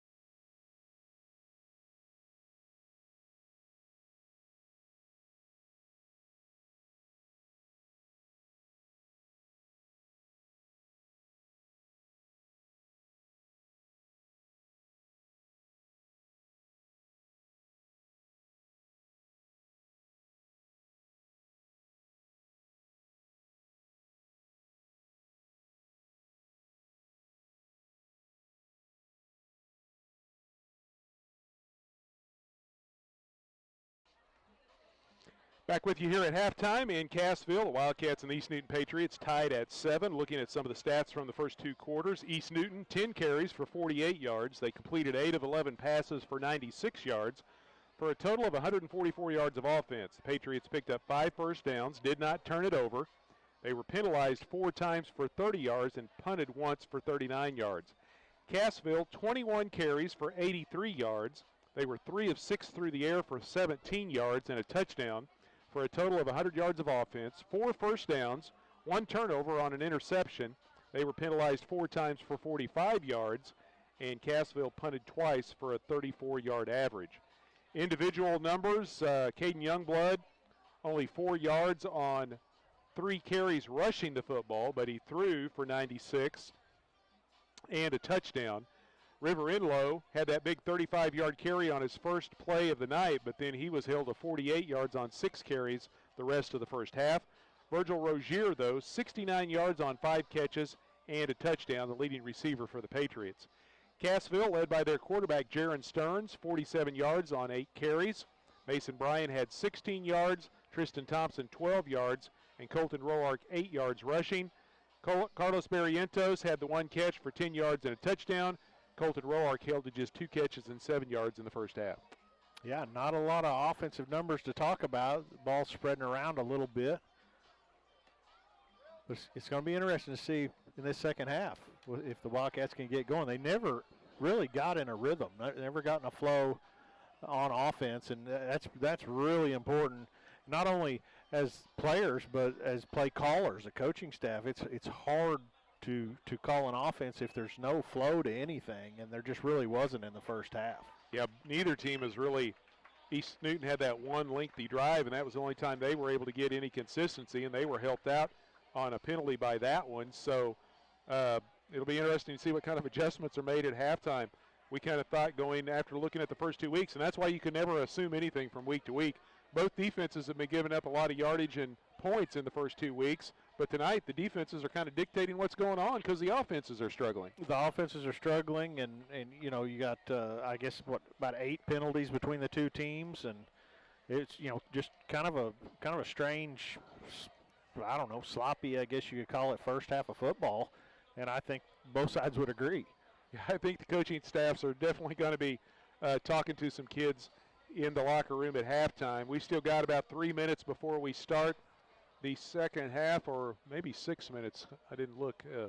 They still got to put the 3 minutes on the clock, don't they, Todd? So, yeah, we still got about 6 minutes before we start the second half. So I just looked out, and it was down to 3 minutes, and I thought, was that the 3-minute warm-up clock, or was that the 3 minutes left to go before they start the 3-minute warm-up clock? So it will still be about 5 minutes. We've got a winner already for that Silver Dollar City Pass, Dwayne Chasteen. Congratulations to Dwayne, and thanks for listening. Now remember, we'll be giving away one of these passes each week, every Friday night throughout the season. So if you missed your opportunity tonight, practice during the week on that dialing fast, and maybe you'll be the first one to get in, because every Friday night we're going to be giving away a pass to Silver Dollar City for 2 folks. Yeah, congratulations tonight to Dwayne. Sorry, Dwayne, you and Ann are out of the running, so don't worry about it anymore. Just enjoy your trip to Silver Dollar City. There you go. All right, we're going to step aside, let you hear from some more from our sponsors, as we appreciate them so very much for helping support our coverage here of Cassville High School athletics and Cassville High School football. We're going to let them have an opportunity to talk to you about their services, and then we'll be back and get ready to start the second half. 7-7 is our score, Cassville and East Newton. The Wildcats and the Patriots, Big 8 Conference football here from Cassville.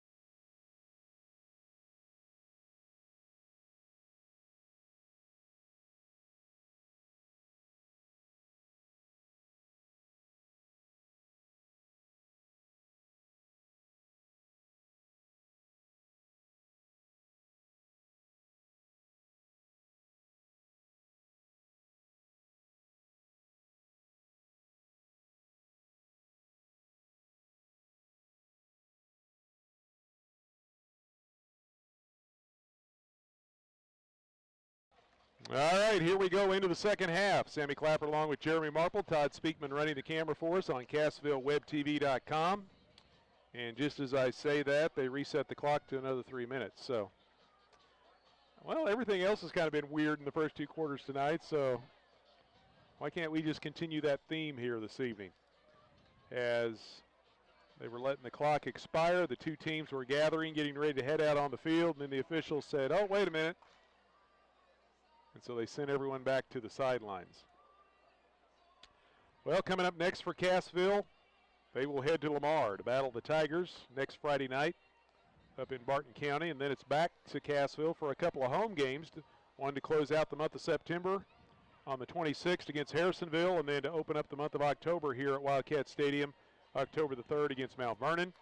Then it's back-to-back road games, October 10th and 17th at Nevada and at Monette. And then the regular season finale will be here at home against Aurora on the 24th. And then it's on to district play. And right now, Hollister and Seneca have the leg up on everyone in the district standings after 2 weeks. We'll see how it plays out tonight. Seneca still leading at halftime over Nevada, 27-13.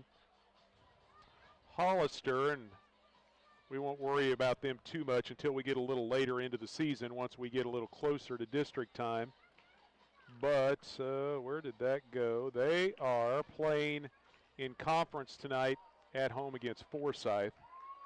And they are actually losing right now 8-0. So we'll see how this plays out, but Seneca and Hollister up at the top of the district standings going into week number 3. Of course, there's a lot of football. Oh, yeah. It's got to be played before those district standings become set and ready for week number 10. Definitely, definitely. A lot of football left in this one here tonight. Well, we're down to the final minute before we get set to start the third quarter. Cassville will get the football to start the second half. East Newton won the toss, but they wanted the football to start the opening quarter. And now they'll be kicking off to Cassville. So the Wildcats took some momentum into the locker room at halftime, scoring in the closing seconds to tie it at 7. And we'll see if that can continue here to start the second half. Colton Roark and Camden Beebe going to drop back deep for the Wildcats. Cassville going from our left to right as we look on here this evening. Sun's been down for quite a while now. The light's in full effect here at Wildcat Stadium. And it will be Seattle Thang kicking off for the Patriots.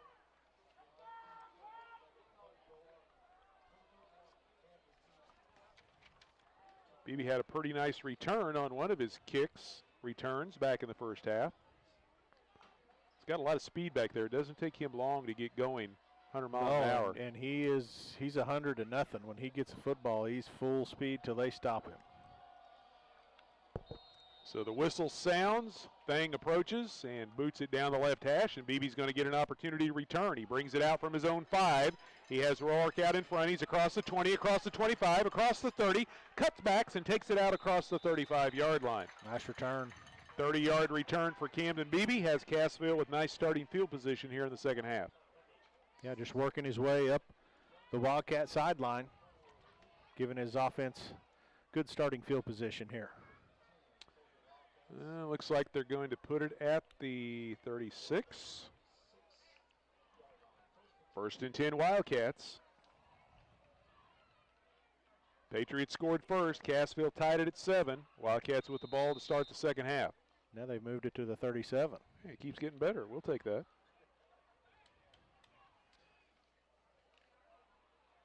Full house backfield once again. 3 backs behind Stearns. Gives it to the last man through. That's Bryan. Breaks a tackle out across the 40. Breaks another one across midfield into Patriot territory before he is finally wrestled out of bounds. First down, Wildcats. Wildcat first down brought to you by Superior Metal. They're first in commercial and farm buildings. Call for a free quote, 888-364-9527. Yeah, nice hole opened up on the right side of that offensive line. Mason Bryan running hard, keeping those knees high. Bounced it to the Wildcat sideline before he was knocked out of bounds. Gain of 15 on first down for Bryan. First and 10 Wildcats at the Patriot 48. Just underway here in the second half. Snap goes to Stearns. Inside handoff goes to Roark. Trying to make a man miss as he does a little head and shoulder fake, but a good job by Caden Youngblood to stay squared up. Now, he didn't bring him down, but he slowed him down enough to prevent the big gainer down the sideline. Roark moves it inside the 45. We're going to say he stepped out of bounds at the 44 for a pickup of 4 yards. Yeah, just a little end around from left to right, again, heading to the short side of the field over near the Wildcat sideline. So second down and 6, Cassville.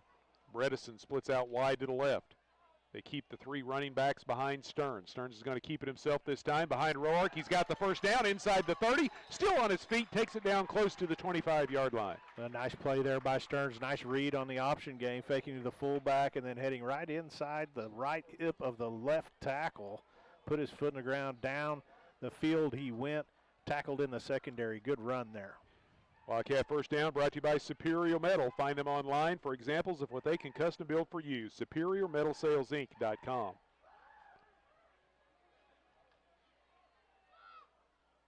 Stearns this time hands it off to Bryan. Bounces out left, now cuts back to his right. He's at the 20, takes it inside the 15 and picks up another Wildcat first down. They move the chains again. The Wildcat first down brought to you by Superior Metal.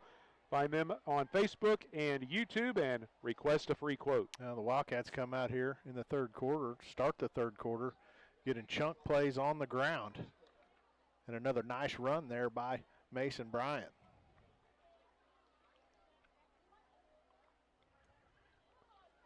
So 1st and 10 Cassville. At the Patriot 13-yard line. They've got East Newton kind of on their heels right now. They're going quick. They give it to Thompson. Thompson off left tackle. Takes it down to about the 6. Nice gain on first down.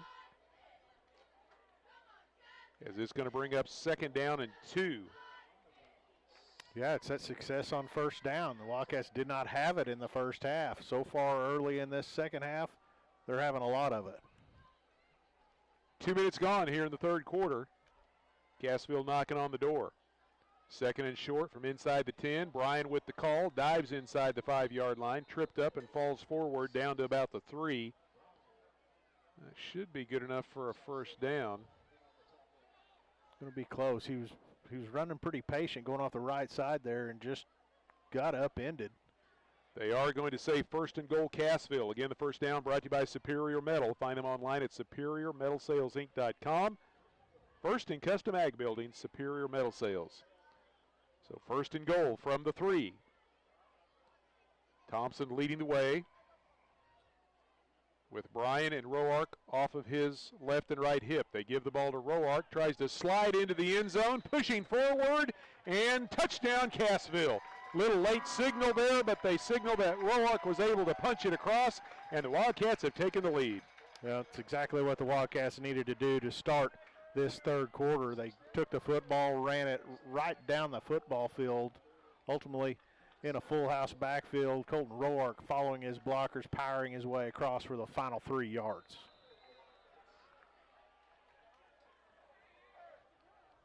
So now the Wildcats to attempt the point after.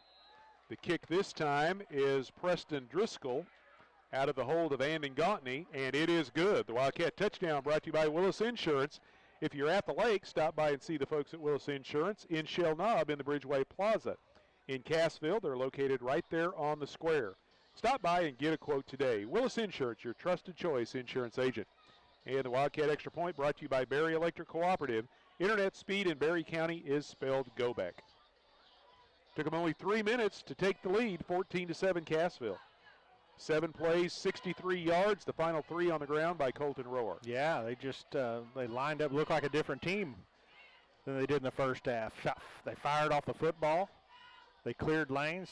Runners were still continuing to run hard, but when you run hard and the offensive line is giving you some room, good things happen. We just saw it in a 7-play drive there for the Wildcats. Yeah, and a lot of different guys touched the football as well during that drive. Wildcats set to kick it away. The Wildcat kickoff brought to you by Lane Stubblefield and Reese Nichols. They want to be your real estate agents. Check out all they have to offer at lane.reesenichols.com. The kicker is Cade Williams. He's a senior, so we got the young man's name, number 15, and he boots this one deep down the left sideline, back down to the 10, brought out by Virgil Rozier, trying to reverse his field, breaks a tackle at the 25, and is tripped up shy of the 30. And Rozier, again, tall, lanky, but has some great speed.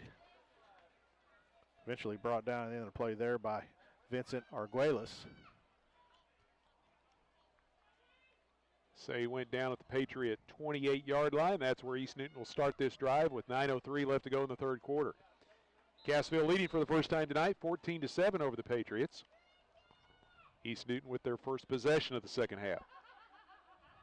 Neither team scored until the final 5 minutes of the first half. Now the Wildcats scoring on their opening drive of the second half. Caden Youngblood hands it inside, goes underneath to Coy Matheson. And Matheson around the right end takes it across the 30. Yeah, not sure what happened there. Matheson, he's a little ginger getting up, but he made it to the edge, broke an arm tackle, but then it just kind of like Turf Monster got him. But he's favoring that leg just a little bit. I'm not sure what happened on the play. Picked up about 4.5 yards. It'll bring up second down and a long 5. Ball just inside the East Newton 33-yard line. Youngblood this time with Enlow, fakes the handoff, passes underneath. It's off the fingertips of the intended receiver. That was Aiden Wolf, and he heard some black shirts coming quickly on him, and may have got the little alligator arms there. Yeah, Colton Roark reading that slant quickly, came charging in there as soon as the ball arrived, put the shoulder pads to Wolf right there. I don't think Wolf appreciated it very much. So third down and nearly 6 to go for the Patriots. East Newton 2 of 5 on third down conversions back in the first half. First third down try here of the second half for East Newton. Trip receivers out to the right. That's the short side of the field. And Youngblood hands off to Enlow. Enlow's got some running room, and he's got the first down. Takes it up the Patriot sideline, plunges across the 40 out to about the 41, and he'll move the chains for the Patriots. Enlow's a nice-looking back. He gets the football, gets behind those pads. He can get to the edge, got good speed. Seems to be explosive. He's got 56 yards now on 7 carries. First and 10 East Newton at their own 41. Yeah, he started ever since he was a sophomore. Even saw a little play in time as a freshman, but he's been a starter in the Patriot backfield since he was a sophomore. He's a senior now. This time Youngblood bobbles the snap, still tries to get the handoff to Youngblood, and Youngblood's able to, Enlow, and Enlow's able to fall on it, but Youngblood bobbled it, tried to force it into Enlow's belly, and they were fortunate not to turn it over right there. Yeah, the ball hit the ground and just bounced right back up to Enlow. Going to put him behind the chains right here. It's a loss of 3, and it'll bring up second down and 13. Running back off of each hip from Youngblood now as he operates from the shotgun. Fakes the handoff, rolls to his right, has some time, throws underneath. The catch is made over on the Patriot sideline by River Enlow coming out of the backfield. He's forced out of play at about the 42 or 43 as they bring it back to the middle of the field and spot the ball. They are going to say the 43 for a pickup of 5, and it'll bring up third down and 8. Yeah, good coverage out there by Hughes. Working the flat from his linebacker position right at the sideline, able to force Enlow out of bounds. So big third down play coming up here for the Patriots. They converted on their first opportunity. This time Youngblood trying to throw against his body. No, he tucks it back and reverses his field. Has some blocking, but now the Cassville defense converging. Youngblood takes it across the 45 out to the 46, but it's going to come up well short of the first down. Yeah, nice job there by Myers. Defensive end on that side stayed at home, let the flow of the play reverse. Field came right back to him and making that tackle in the open field. That's a big play. So 4th and 5 with 6:45 left to go third quarter. Cassville leading 14-7. Patriots at their own 46-yard line. And right now they're lining up to go for it. Got to be disciplined right here along that defensive front. Watch that hard count. 3 receivers wide to the right. Youngblood hands it off to Enlow, trying to get to the edge. He's got the corner and he's got the first down. Breaks the tackle into Cassville territory and races his way down to the Wildcat 40. Just walking a tightrope over there on the Patriot sideline. Enlow takes that handoff, goes straight down the line of scrimmage, just almost a 90-degree once he got to the edge. Tightroped his way down that sideline, picking up a big first down and a 4th down conversion for the Patriots. It's a gain of 14 for Enlow. He's now up close to 70 yards rushing on the night. And the Patriots into Cassville territory at the Wildcat 40. 6:10 left to go in the third. Cassville leading 14-7. Youngblood gives it to Enlow again. Cuts back and slips inside the 40 down to about the 38. Maybe got to the 37 of the Wildcats. Looks like they say his knee went down at the 38 for a gain of 2. Yeah, Enlow starting again to go off that right side. Little cutback there. Pretty good tackle there by And Tristan Thompson. we are going to have our water break here as we hit the midway point of the third quarter. Officials timeout. The timeout on the field brought to you by Security Bank. If you want mobile banking, ATMs, multiple branches, and all types of loans, and still be able to go into the lobby and see your personal banker, you just described Security Bank of Southwest Missouri. Take time out to look at Security Bank, member FDIC.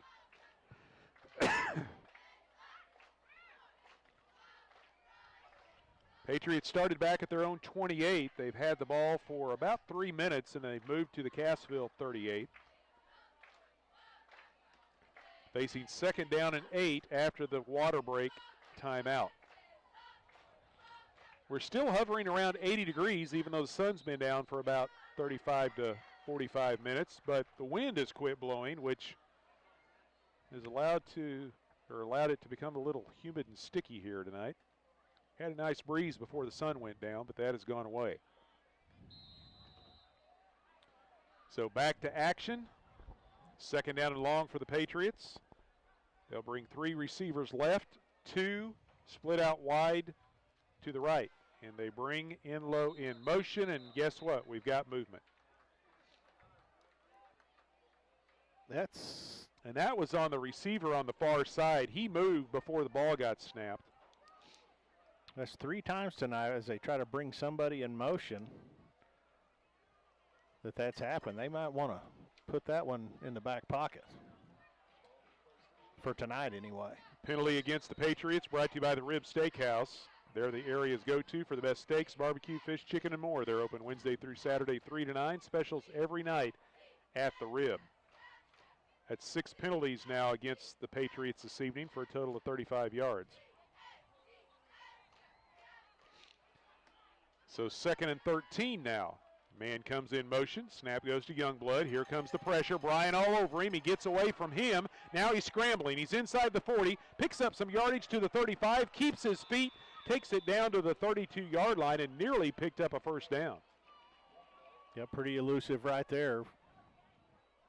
Worked his way through several of the Wildcat defenders before he was brought down. Mason Bryan flushing him out of the backfield. It's a gain of 8, and it'll bring 3rd down and a long yard, nearly 2 yards to go for the Patriots. Down to 5 minutes left to go here in the third quarter. Cassville with a 14-7 lead. Patriots inside the Wildcat 35. Bales comes in motion. Handoff goes to Enlow. Dives off of right tackle inside the 30, and he'll pick up the 1st down. They just needed about a yard and a half. Enlow was able to pick up nearly 3. Yep, he knew what he had to get right there, and going off the right side there, Enlow just got low behind those pads, dove across the yardage needed for the 1st down. So the drive stays alive for the Patriots. This will be the 13th play of the drive, and that includes a couple of penalty flags that were thrown during the drive. They go unbalanced to the right. Hayden Wolf all alone over here on the left. Youngblood fakes the handoff to Enlow, tries to sneak it up the middle, and a couple of Cassville defenders are right there to greet him as he comes through the line of scrimmage. He is able to forge ahead to the 27 for a pickup of 2. Yeah, gobbled up in there by Ricky Norris.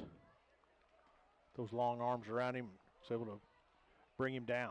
Good play there along the defensive line. 2nd down and 8 for the Patriots. Again, they overload the right side. 3 receivers out that direction. Enlow in the backfield off to that side as well. Youngblood going to roll that direction. Tries a quick pass. It's caught by Rozier as he goes up right at the 1st down marker. Comes down with the football. Picks up the 1st down as he moves it ahead inside the 20. It's an experienced receiver right there. He knew how many yards he needed to get. He made sure he ran past it, turned around, went back to the football, picking up that 1st down, brought down, looked like Hughes all the way over there on the Patriot sideline. It's a gain of 9, 1st down East Newton at the Cassville 18-yard line. Patriots have held the ball for nearly 6 minutes on this drive. They got 3 backs in the backfield this time with Youngblood, and they hand it off to Matheson. Matheson running to the short side of the field, trying to get to the edge, but Cassville does a nice job stringing it out, and they stop him short of the 15 at the 16 for a gain of only 2. Yeah, a little rough house after the play right there. Emotions high.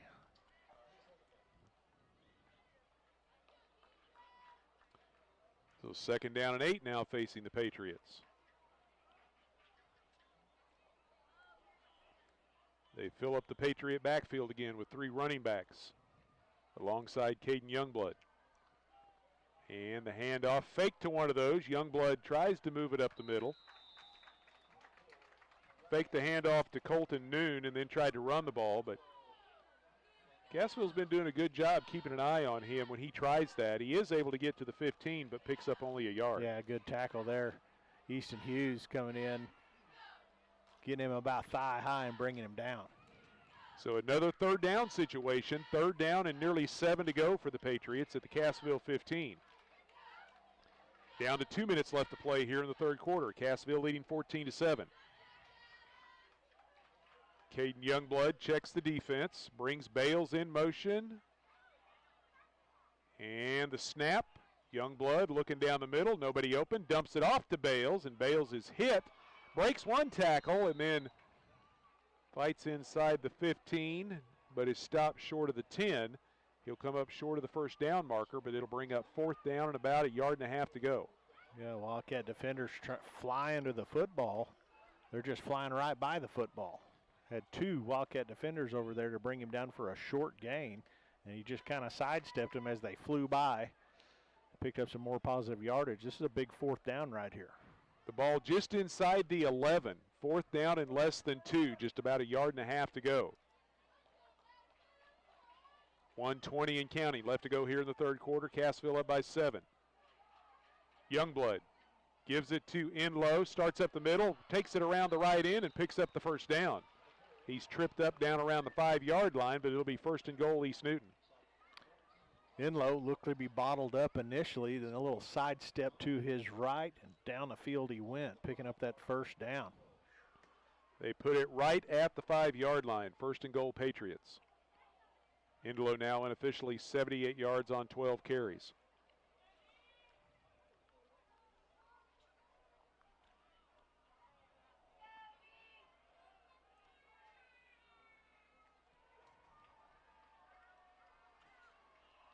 Youngblood gives to Enlow again, breaks the tackle, keeps his feet, but then is brought down on the far side by Chance Freed. Enlow picks up a couple of yards down to the 3. 30 seconds remain here in the 3rd. Patriots do not have to run a play here. 2nd and goal from the 3. Play clock's at 20. Game clock at 16, and it looks like they are going to let the final seconds tick away here in the 3rd quarter. So as we head to the 4th, Cassville leading 14-7, but the Patriots knocking on the door, 2nd down and goal from the 3-yard line. That'll be where we stand when we start the 4th quarter. We'll take a break. You're listening to Big 8 Conference Football here on the Talon Network.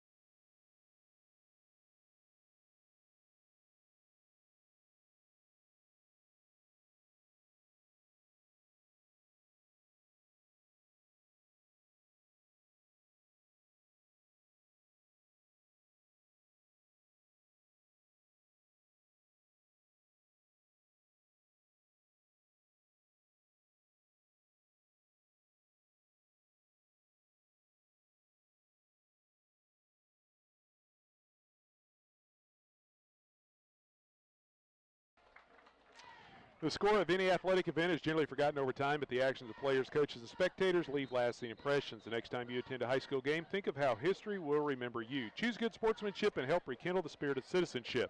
This sportsmanship reminder brought to you by Access Family Care with locations in Cassville, Neosho, Aurora, Mount Vernon, and Joplin. First play of the fourth quarter will be second down and goal from the 3 for the Patriots as East Newton trails by 7. Cassville with a 14-7 advantage. This will be the 20th play of the drive. They hand it off to Enlow, trying to break it to the outside. Bates one tackle and then dives to the goal line, and he's going to come up short. No, they signal touchdown Patriots. He started outside the hash, broke it back in at the numbers, and then dove towards the goal line and broke the plane for the score. Now the Wildcats had Enlow in the backfield. Had a tackler around his legs in the backfield. He's able to shake out of it and dive across the goal line.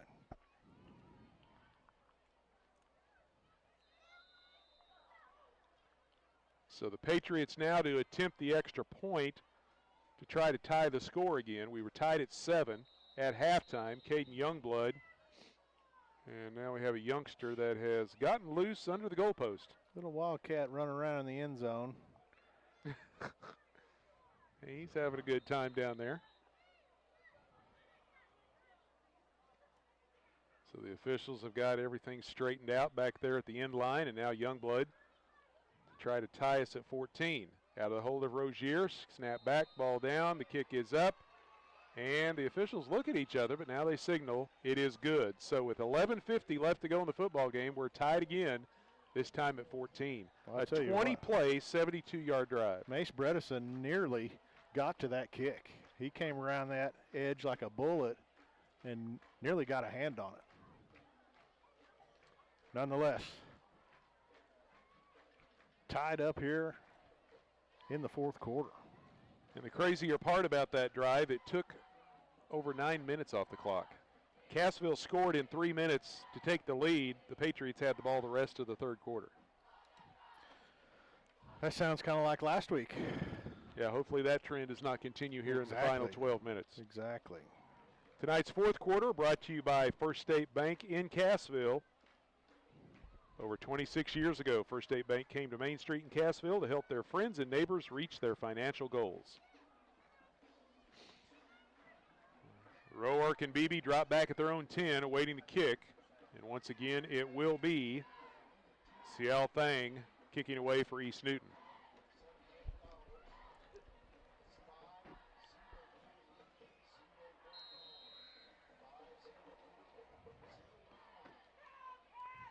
Ball is in the air, angled towards Beebe, over around the 20-yard line. He scoops it up, back around the 17, brings it up the sidelines. He's got a head of speed. He's across the 40, breaks the tackle at the 50. One man to beat, cuts back at the 30, and he is gone. Camden Beebe, touchdown Cassville. His second kickoff return for a score this season. Second time this year, the ball bounced in front of him. I didn't know if he was going to try to let it bounce a second time. It's a good thing he did. At full speed, he caught it off the bounce right down the Patriot sideline, broke a tackle right around the 40-yard line, cut inside the kicker, and off to the races. Huge special teams play for the Wildcats. 83-yard touchdown return for Camden Beebe to answer the touchdown of the Patriots that had tied the score. So Cassville back on top by 6, pending the extra point try here from Preston Driscoll. Andon Gottney will be the holder. That excites the Cassville crowd. Now we're ready for the point after try. Gottney calls for the ball. It's on the tee. Driscoll's kick is up, and it is good. The Wildcat touchdown brought to you by Willis Insurance, conveniently located on the square in Cassville and in the Bridgeway Plaza in Shell Knob. Call the Cassville office at 847-3300. The Shell Knob office is 858-3747, or drop by and get a quote today. Willis Insurance, your trusted choice insurance agent. Wildcat Extra Point brought to you by Berry Electric Cooperative. Your business needs Gobeck. Internet reliability in Berry County is spelled Gobeck. One of the most exciting plays in football is a kickoff return. We've seen it twice out of Camden Beebe this year. This one, I'm glad he didn't let it bounce again. He catches the football on the first hop, up the sideline he goes. And we were talking about how he can get into high speed and full throttle within about a step. And I mean, he caught the ball, and within just a step or two, he was full speed down the sidelines. He just ran right by a couple of Patriot by the coverage players. Unit, yeah. And then he was down to where there was only one guy left. He made a great cutback. He stumbled when he made that cutback, but he kept his balance, and then he was gone. Yeah, into the end zone. Exciting play, huge play for this football team. Yeah, East Newton was probably thinking he bobbled the football. We can smother him under, and he just ran right by all of them. Sure did. Like I say, he's 100 miles an hour until somebody stops him. And we saw it right there, 100 miles an hour. The only thing that stopped him was that goal line. Cade Williams set to kick it away for the Wildcats. He drills this one down the near hash. River Enlow back there returning kicks now. Fields it back at his own 8. Brings it out across the 20. Breaks the tackle at the 25 and dives out to the 27.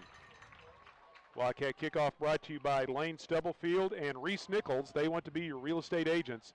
Find out more online at lane.reesenichols.com. Yeah, nice job by the Wildcat coverage unit. Sometimes it's not all about the big electrifying hit. Sometimes it's breaking down, making the routine kind of a form tackle, not letting them have a big gain by running by them. Well, all that momentum that East Newton just sucked out of the building with that 9-minute drive was gained right back by the Wildcats on the touchdown kickoff return from Camden Beebe. So now the Patriots find themselves trailing by 7 once again. Ethan Bales comes in motion. He gets the handoff from Youngblood, trying to get to the corner. Tripped up over there at the 26-yard line. Good job by Mason Bryan getting into his legs. He falls forward out to about the 28, maybe the 29, for a short pickup of a couple of yards. Yeah, I think that was Chance Freed coming up from his safety position, getting in there and taking the legs out. Yeah, he came up and run support there on that wide run to the left, got into the legs and dumped the ball carrier. Nice play. So 2nd down and 8 for the Patriots. Bales and Rozier come out wide to the right. Youngblood hands the ball off the end low, and he is quickly hit and dropped for a loss. Great penetration up front by Ricky Norris, and he drops in low back near the 25-yard line, and it'll bring up 3rd down and long. Just fired off the football right there, split the offensive line into the backfield, nowhere for Enlow to go. Really good play there by Ricky Norris. So 3rd down and about 11 to go for the Patriots. The ball back at their own 25.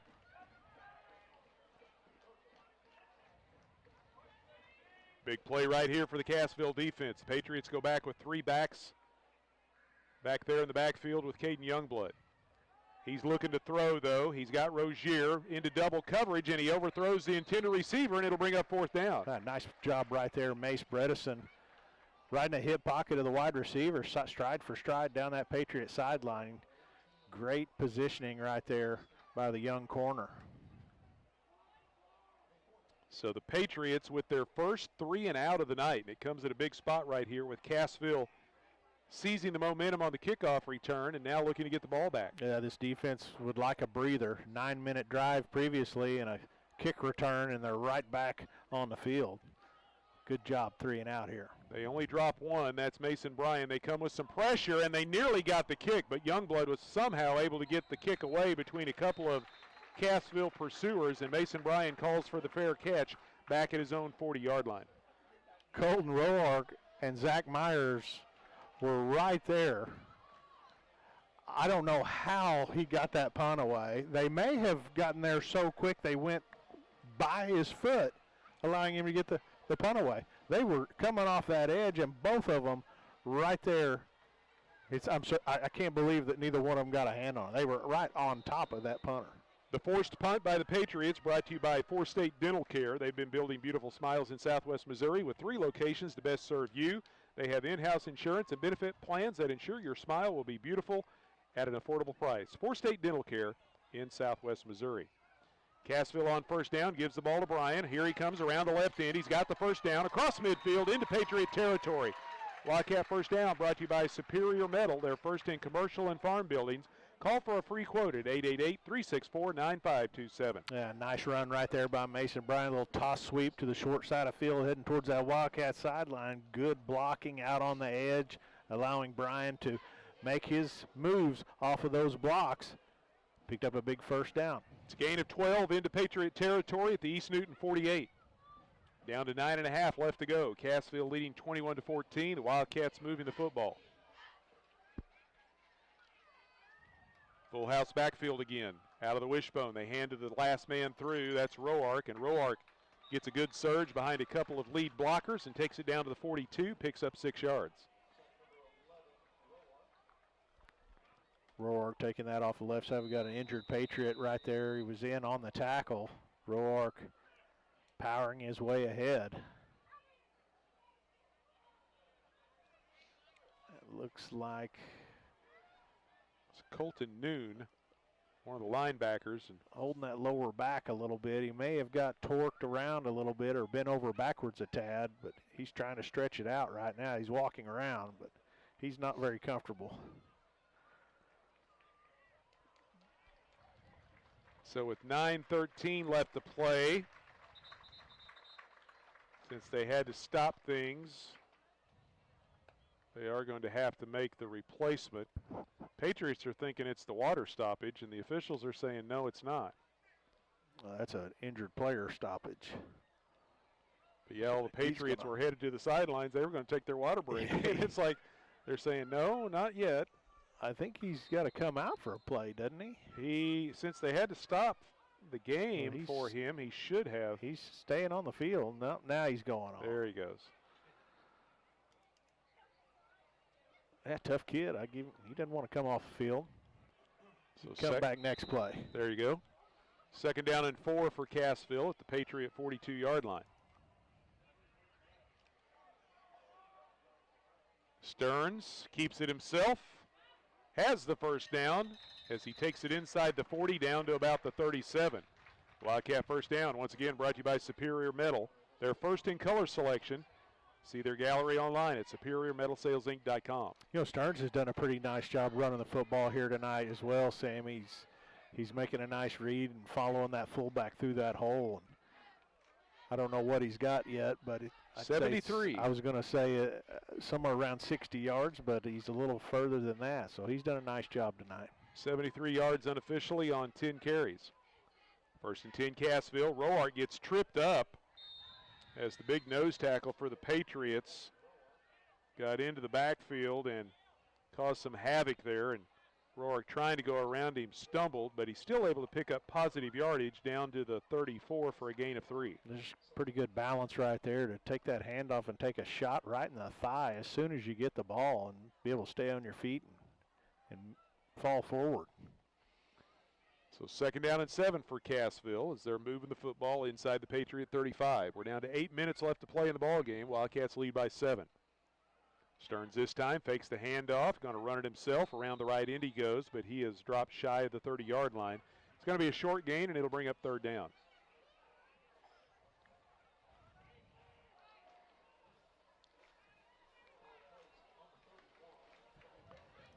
Third down and 3 for Cassville. This will be their first 3rd down conversion try of the second half. They were only 2 of 7 back in the first half.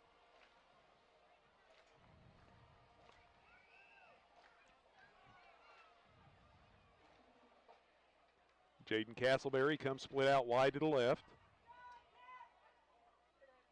Thompson, Bryan, and Roark in the backfield. Roark makes a man miss, and he has the edge, and he's got the first down. Great job by Colton Roark to sidestep that defender in the backfield, and he takes it around the left end down to the 25-yard line, and he'll move the chains. Yeah, good run right there. Not much room to work initially. Just an athletic move to bounce it outside. Stiff-arming defender before he's brought down. Again, keeping the chains moving, keeping that clock moving in this one. Superior Metal bringing you that first down. You can find them on Facebook or YouTube and request a free quote. Or you can give them a call at 888-364-9527. Twin receivers split out wide to the right now for the Wildcats as we're inside 6.5 left to go in the ball game. Little confusion we're as not going to get the play off here. What's going on? The play clock was ticking down. The official's asking to reset the play clock. Okay. Because Stearns was looking to the sidelines and he was pointing at the umpire and he was saying, hey, the umpire's trying to do something, and the officials were trying to reset that play clock. So now they've got things going.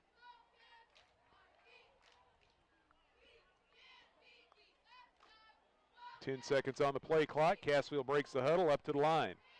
Handoff goes to Tristan Thompson. Thompson behind the offensive line, surges ahead down to the 22. Picks up about 3 yards, and it'll bring up 2nd down and 7. Yeah, Thompson taking that handoff, and a lot of traffic. Had his eyes up, was able to make a nice little cut, squeeze his way through the line of scrimmage. Keeping the clock moving as well with the lead only 7 points. Cassville on top 21-14. Halfway through the fourth quarter. Again, tonight's fourth quarter brought to you by First State Bank of Cassville. And now we have an official's timeout as we hit the 6-minute mark. They blow the whistle for the water break before Cassville can snap the football. Timeout on the field brought to you by Security Bank of Southwest Missouri with locations in Cassville, Exeter, and Wheaton. You sit across from a neighbor and a decision maker at Security Bank. All the newest banking features with the same hometown service. Member FDIC. Checking the Jimmy Mitchell Motors area scoreboard. Jimmy Mitchell Motors in downtown Aurora. Find out more by visiting their website, jimmymitchell.com, or drop by their showroom and their lot at 555 South Elliott Avenue in Aurora. Monette leading Aurora 52-16. It's Nevada and Seneca, the Indians, holding on to a 7-point lead over the Tigers, 34-27. McDonald County has a 34-0 lead over Mount Vernon. Lamar shutting out Tipton 21-0. Marionville on top of Skyline 22-6. And Sarcoxy leading Pierce City 24-19. Again, the Jimmy Mitchell Motors scoreboard brought to you by Jimmy Mitchell Motors of Aurora, jimmymitchell.com. That's Jimmy, M-I-C-H-E-L.com. That one brings back some memories for Sammy Clapper, doesn't it? That Sarcoxy-Pierce City matchup. That does, yes. Some good and some bad. Jaron Stearns fakes the handoff, going to run it himself, has a quick seam around the right end. He's inside the 20, down to about the 17.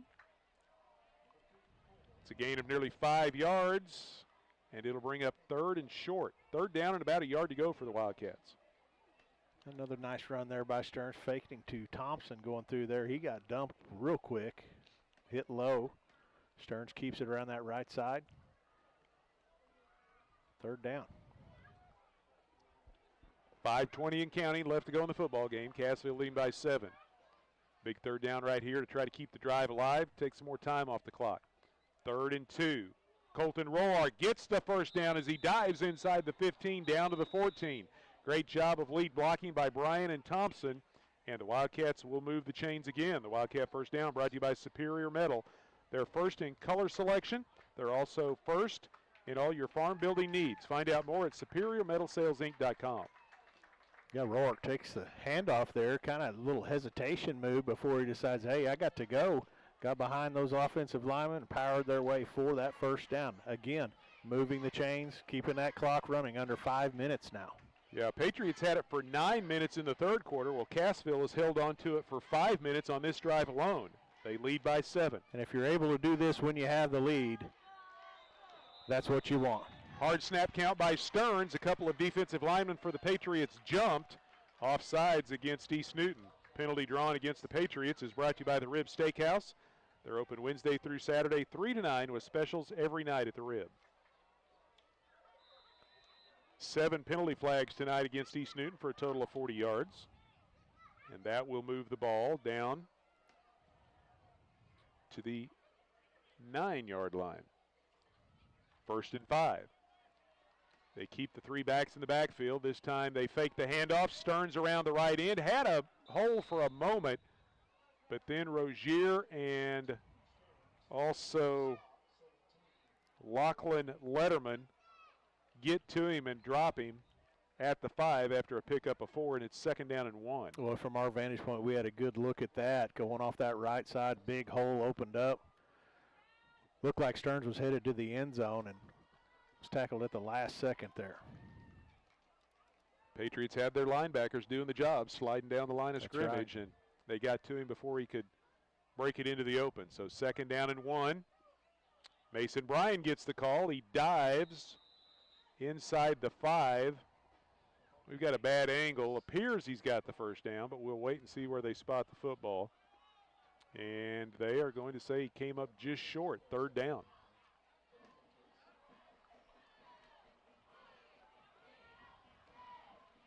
Wildcats look like they may be sending in. And there's timeout, East Newton. Patriots want to talk things over here on 3rd down and less than a yard to go, and we're down to 3:20. Yeah, if Cassville can score here, barring some kind of turnover or something crazy, it could ice the game, and the Patriots are wanting to try to get a stop here and keep Cassville out of the end zone. So they're going to talk things over on the sideline. Coach Tom Ellis and his defensive staff. Timeout on the field brought to you by Security Bank of Southwest Missouri. Take time out to look at Security Bank. With ATMs, multiple branches, and all types of loans, you're still able to go into the lobby and see your personal banker. Security Bank of Southwest Missouri, member FDIC. Yeah, 3rd and very short right here, 3:20 remaining.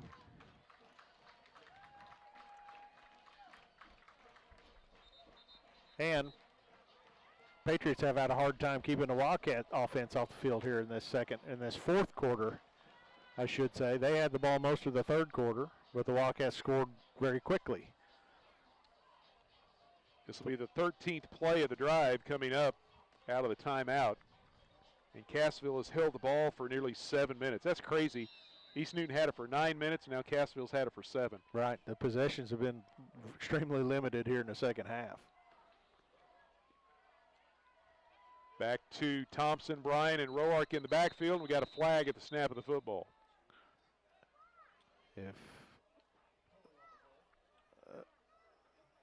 They're looking, they're still talking, and the referee signals offsides Cassville. Oh, wow. Ugh. That's a killer. So the 3rd and 1 turns into a 3rd and 6. That probably changes it's going to change your play call here. Wildcats had the big guys in that what they call rhino package, double tight, full house backfield, just trying to play power football there. Now Barry Entos comes back in from the sideline. He had the touchdown catch back in the first half. He splits out wide to the left, Roark out wide to the right, quickly up to the line of scrimmage. Stearns hands it off, and Mason Bryan is wrapped up right around the 10-yard line. It's going to bring up 4th down.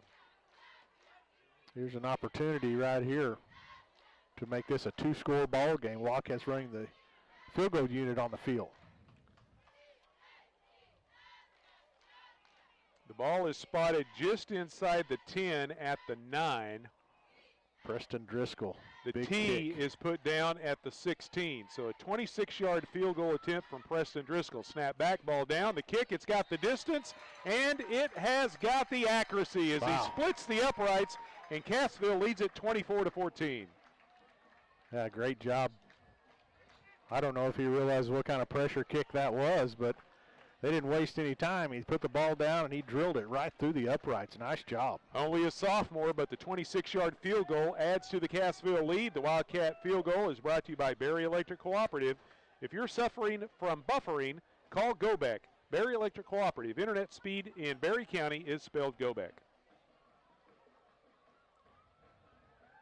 Huge kick right there by Driscoll.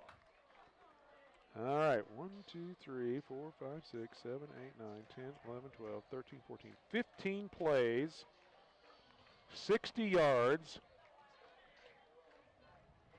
and 7.5 minutes off the clock. So what a crazy turn of events here in the second half. After East Newton held the ball for 9 minutes of the third quarter, scored. Cassville returns the kickoff. Each team had one possession in the third quarter. Yeah. And so far, they've each only had one in the fourth quarter, yeah. So the Wildcats set to kick it away. The Wildcat kickoff brought to you by Lane Stubblefield and Reese Nichols. They want to be your real estate agents. Find out more online at lane.reesenichols.com. Cade Williams will be kicking things off for the Wildcats. They've actually got 4 return men back deep right now. Just in case, what happened right there, a squib kick. East Newton was expecting that. It was scooped up at the 29-yard line. Now the ball is loose. There's a scramble for it between the 30 and the 35. Cassville says they got it, but do the officials agree? They're looking, they're unpiling players, and they signal Wildcat football. Chance Freed comes up with the football. He was hit. The return man was hit by Camden Beebe from the back, jarring the football loose. And Chance Freed comes out of the bottom of the pile with it. He's still got the ball all the way over here on the sideline. And we have a mystery man for East Newton now, number 6. He's not on our roster. He's the guy that scooped up the squib kick, but then he was hit, coughed up the football, and Cassville's got it at the Patriot 31.5-yard line. Special teams play once again. A kickoff return, and now your coverage unit forces a fumble and gives the ball back to the offense.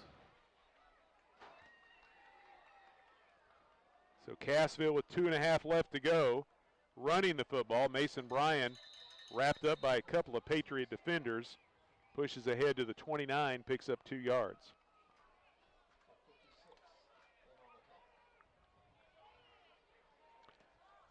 Clock running down, 2 minutes and 15 seconds remaining in this one. East Newton still has 2 timeouts left. We'll see how long they wait to try to use them, but they're down by 10 right now. So second down and a long 8 for Cassville, just inside the East Newton 30-yard line. Wildcats content, taking their time out of the huddle with the clock running. Play clock down to 5 seconds. Stearns pitches the ball back to Bryan. Bryan tries a cutback, but a good job by Colton Noon. He was the player we were talking earlier that was injured for the Patriots, but makes a nice tackle for a loss right there, back at the 32. Now Bryan just trying to put that left foot in the ground and make a cut. Just lost his footing there. And the Patriots are going to use a timeout as Cassville will be facing 3rd down and 9. Timeout on the field, again brought to you by Security Bank. The distinguishing factor between banks is their level of service to the customer. Whether it's a loan decision or the processing of your bank statement, all the decisions and services of Security Bank are generated by their local talented bank staff in a prompt, fair, and professional manner. Security Bank of Southwest Missouri, member FDIC. Again, if you're tuned in tonight on your phone, either watching or listening to the broadcast, the Apple and Google phone apps are courtesy of Phone Funeral Home in Cassville. They're always there to help. Phone Funeral Home, let them lighten your load.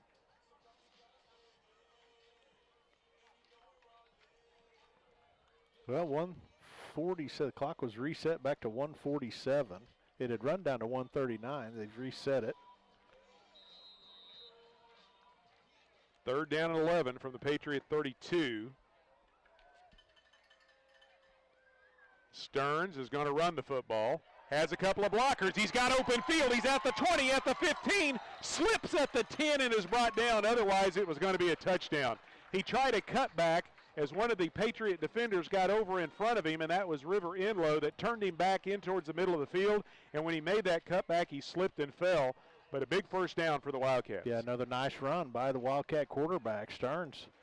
He's run the ball well all night. That probably puts him somewhere around the century mark. But a big run, big first down, clock running. 109 unofficially for Jaron Stearns now on 14 carries. And a first down for the Wildcats, brought to you by Superior Metal. Find them online at superiormetalsalesinc.com. And Wildcats in victory Cassville, formation. yeah, going to the victory formation. East Newton still has a timeout left, but even with that one timeout, they will not be able to keep Cassville from running out the clock. And the Patriots do not use that timeout. The clock is put back in motion. We're down to 50 seconds. Cassville players are starting to feel it now as they're picking up that first win at 20-25. Stearns will have to take a knee one more time. And this one, I believe, will be in the books depending on how quickly the officials spot the football. And yeah, it's over. It's under. The game clock's under the play clock, so that's going to do it. Cassville victorious 24-14 over the Patriots. It was a 7-7 game at halftime. The Cassville with a big kickoff return and a touchdown by Colton Roark in the second half.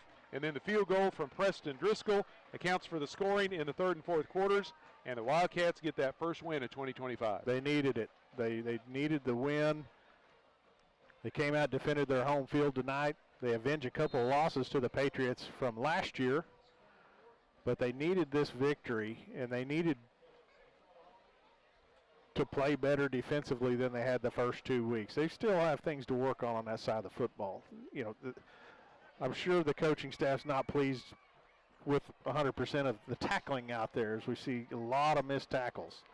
But they get in the win column, and they have a little momentum heading into next week. Long road trip. 24-14, Cassville victorious over East Newton. We'll step aside and be back with the Heritage Tractor postgame show. You're listening to Big 8 Football here on the Talon Network.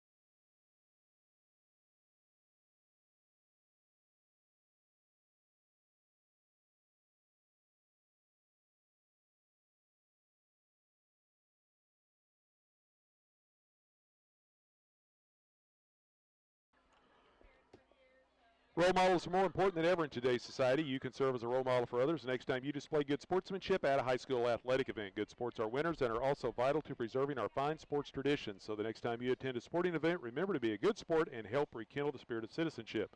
This sportsmanship reminder brought to you by Access Family Care with locations in Cassville, Neosho, Aurora, Mount Vernon, and Joplin. Cassville wins it tonight over East Newton, 24-14. It was a 7-7 game at halftime after the Patriots had scored with 4:42 left to go in the first half. Cassville scored with 5 seconds left to go in the first half to knot the score at 7 at the break. Then the Wildcats scored first in the second half as they took the opening kickoff of the third quarter and drove it 7 plays, 63 yards, capped off by a 3-yard run from Colton Roark, and the Wildcats had their first lead of the night. But then East Newton got the ball, 20 plays, 72 yards, over 9 minutes off the clock. River Enlow plunged in from 3 yards out. We were tied at 14. But then the ensuing kickoff returned 83 yards by Camden Beebe. That electrified the crowd and his team, gave Cassville the lead once again. And then the Wildcats put together a really nice 15-play, 60-yard drive, took over 7.5 minutes off the clock in the fourth quarter, and a 26-yard field goal from Preston Driscoll sealed the win, 24-14. Yeah, good win out here for the Wildcats tonight. It was a strange first half, but both teams seemed to kind of get it together a little better there in the second half, moving the football down the field. But the Wildcats get more points in that second half and come through with a victory, a much-needed victory for this Wildcat football team. All right, let's get started with the Heritage Tractor post-game show. Heritage Tractors, your local John Deere dealer. They have locations all around the area. And don't forget, it's a great time of year to buy a tractor. Stop in for great deals and low financing at Heritage Tractor or visit them online at heritagetractor.com. Looking at some of the team stats from tonight's ball game, unofficially for the East Newton Patriots, 25 carries for 99 yards. They were 11 of 16 through the air for 114 for a total of 213 yards of offense. They picked up 11 first downs, turned it over once on a fumbled kickoff. They were penalized 7 times for 40 yards and punted twice for a 37-yard average. Cassville unofficially 42 carries for 223 yards on the ground, 3 of 6 through the air for 17 yards for a total of 240. They picked up 12 first downs. They turned it over once on an interception, and they were penalized 6 times for 50 yards, and Cassville punted twice for a 34-yard average. Some of the individual numbers for the Patriots, they were led on the ground by River Enlow as he carried 14 times for 76 yards, and Virgil Rozier had 78 yards on 6 catches and a touchdown. For the Cassville Wildcats, Jaron Stearns, the quarterback for Cassville, had 109 yards on 14 carries. Mason Bryan, 56 yards on 11 carries. Colton Roark had 36 yards on 10 carries and a touchdown. And Carlos Barrientos had 1 catch for a touchdown, and that was good for 10 yards. We're going to take another break as we continue on with the Heritage Tractor postgame show. Heritage Tractor, you can find out more by visiting them online at heritagetractor.com. You're listening to Big 8 Conference Football here on the Talon Network.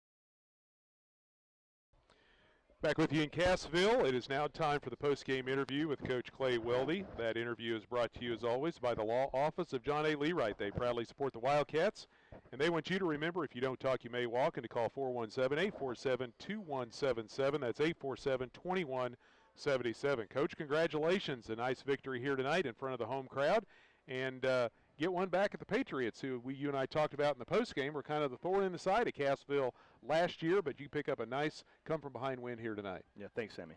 Well, they strike first. Both teams were having their issues in the first half, and finally Patriots were able to get the points on the board late in the first half, but your kids answered right before halftime, and that was huge, not just to get the game tied, but you knew you were going to get the ball to start the second half. Yeah, both defenses came out and played really well, and, credit to East Newton. They came out, and Coach Perkins threw a defense out there that we've not seen them in before. They've always been a 4-4 team, and they came out a 4-3, and so did some things up front differently. We practiced all week, so we had to make some adjustments. The problem is we have some guys going both ways, so we couldn't talk to our kids, and so we were trying to do it on the fly, and we're making some mistakes. And then it seemed like every possession in the first half, we start off with a holding penalty, or we get offside. So we were always, first and 20, first and 15. So we were always fighting the chains. And, we had to get it. We made that score right before halftime, and we were able to get in at half and talk to our guys and explain how to block stuff and kind of just calm everybody down. But I was really proud of our defense in the first half to keep the game as close as it was and give us an opportunity to come out and, take a lead there. Yeah, you look last week against McDonald County, and you and I talked about that in the pregame as well. It was frustrating not to be able to sustain drives, but you got that big, long drive, 70 yards, 13 plays to close out the half. You actually put together, it was a nice lengthy drive of 63 yards, but scored fairly quickly to start the second half to take the lead. But then right after they control the rest of the third quarter, they hang on to the football for the remainder of the third quarter. You come out and do the same thing to them in the fourth quarter. Yeah, and that's been a frustration this year. We've had trouble getting off the field defensively, and I thought we played really well in the first half, and then the second, third quarter, we started the second half. We go down and score, and then all of a sudden they had the ball all the way into the fourth quarter, and converted some fourth downs like what happened last week, and it's like, oh my gosh, and we're gonna do this again. But our kids after that bowed up, and we were able to score, and then put some drives together, get some stops, and then we have Preston Driscoll comes in and in a big moment hits a field goal, which makes it a 2-score game. That was huge, and he's now 1 for 1 on field goals and been doing a good job at PAT, so I'm really proud of him too. Yeah, Jeremy and I was talking about he's only a sophomore, and you guys run him out there, and they got it kicked pretty quick, so he didn't really have time to think about how big a moment that was to make it a 2-possession game. Yeah, he did a really good job, and I've been very proud of him. And then, Cade Williams got his first opportunity to kick for us tonight. He's a senior, plays soccer for our program also, and he came out and we scored there on that field goal, and then we told him, hey, why don't you squib one here for us? And he had a rocket. Kid misses it. We get the full more recovery, and we're able to run the clock out. So both kickers came in and did a great job for us tonight. And you get some special team points again. Camden Beebe gets another big kickoff return for a touchdown. He's been such a huge weapon for us all year. Coach Elliott and Coach Kluwer are running our special teams this year, and they both have done a fantastic job. And we're getting really good field position at times, and we've had 2 return touchdowns now. And then we had, made a field goal. PAT's real good. Got a fumble recovery on a kickoff, and we felt like that's been a strength of ours this year that won that third phase of the ball game. And neither team had to punt the ball much tonight, but with the kickoffs, and that was huge getting the win because just like you guys have the dangerous BB back there, Camden able to return kicks. They've got a lot of guys very athletic and a lot of speed returning kicks as well, and for the most part you were able to control that tonight. Yeah, they threw Rozier back there as that really good receiver of theirs, and Inlow is a good running back. They had him back there, and we were trying to get that last kickoff, like, don't kick it to those two guys, please. That's the one thing. They're very physical. I was very impressed with how physical they've been the last couple of years under Coach Ellis, and the other thing is they have a lot of good athletes. And I told you, it reminds me of that Larry Bunn era. With this, Easton is always really athletic, and they still are right now. And we struggled on the ball tonight, and the big reason was how athletic they're on the back end.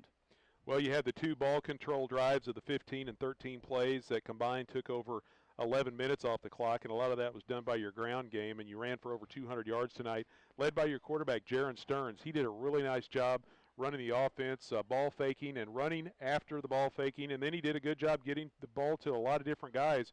Brian Thompson and Rohrer all with positive yardage tonight. Yeah, we haven't had to have him run the ball very much this year, and tonight's one of those games, just the way the game played out, what they're giving us defensively, it opened some things for him. I thought he ran the ball really hard for us, and All of our backs contributed. You know, we're trying to rotate some guys in and out of there, but we had some guys that were playing a lot of defense too, so we didn't rotate as many backs as I wanted, but that happens. You know, we didn't have a ton of possessions in the second half or the first half, but the guys who were in there, I thought we played really well up front once we got adjusted and figured out what we needed to do blocking scheme-wise. I thought our backs all ran very hard. Of course, knock on wood, it's nice to start getting some of those injured guys back as well. Barrientos started the year hurt. He gets a touchdown catch for you tonight. Easton Hughes, we called his name a lot on the defensive side tonight, making some stops from his linebacker position. And then Gunnar Knight played tonight, too. We got him back. So, you know, we had 3 guys that we kind of, you know, 2 of them had not played yet this year and got them back. And then, you know, 1 played last week but had missed week 1. So hopefully we're starting to get a little more healthy. You know, we had a rough go of it early in the year with some injuries and stuff, but it's always nice getting healthy when we can. And, you know, we're starting to get some more depth back. We had, you know, Magula was gone last week. He was back this week. So we were really thin a week ago, and this week I felt like we had some more depth. Well, you head back out on the road in week number 4 up north to take on Lamar. They're winning late in the football game, a matchup of state-ranked teams. Lamar in Class 2, Tipton in Class 1, and the Tigers leading the Cardinals right now 21-7. But anytime you have to go up to Barton County, it's a tough place to go play. Yeah, and Lamar is playing really well this year. You know, they lost a shootout to McDonald County week 1, which week 1 games are always kind of weird anyways. But since then, they've played really well. They beat the East Newton team we played tonight pretty handily last week, and they looked really good on film. And, you know, once again, they look fast and physical. It's going to be a typical Lamar team, and, you know, we're going to have our work cut out for us. Well, Coach, congratulations on the victory here tonight. We'll let you go celebrate with the kids, and we'll look forward to catching up with you again next week. Thanks, Sammy. Hey, Coach Clay Welly, joining us here in the post-game interview, brought to you by the Law Office of John A. Lee Wright. They proudly support the Wildcats, and their professional personnel believe in your rights to a fair hearing and representing you with the utmost expertise, integrity, and excellence. Call the Law Office of John A. Lee Wright at 847-2177. We'll take a break and be back to wrap things up right after this.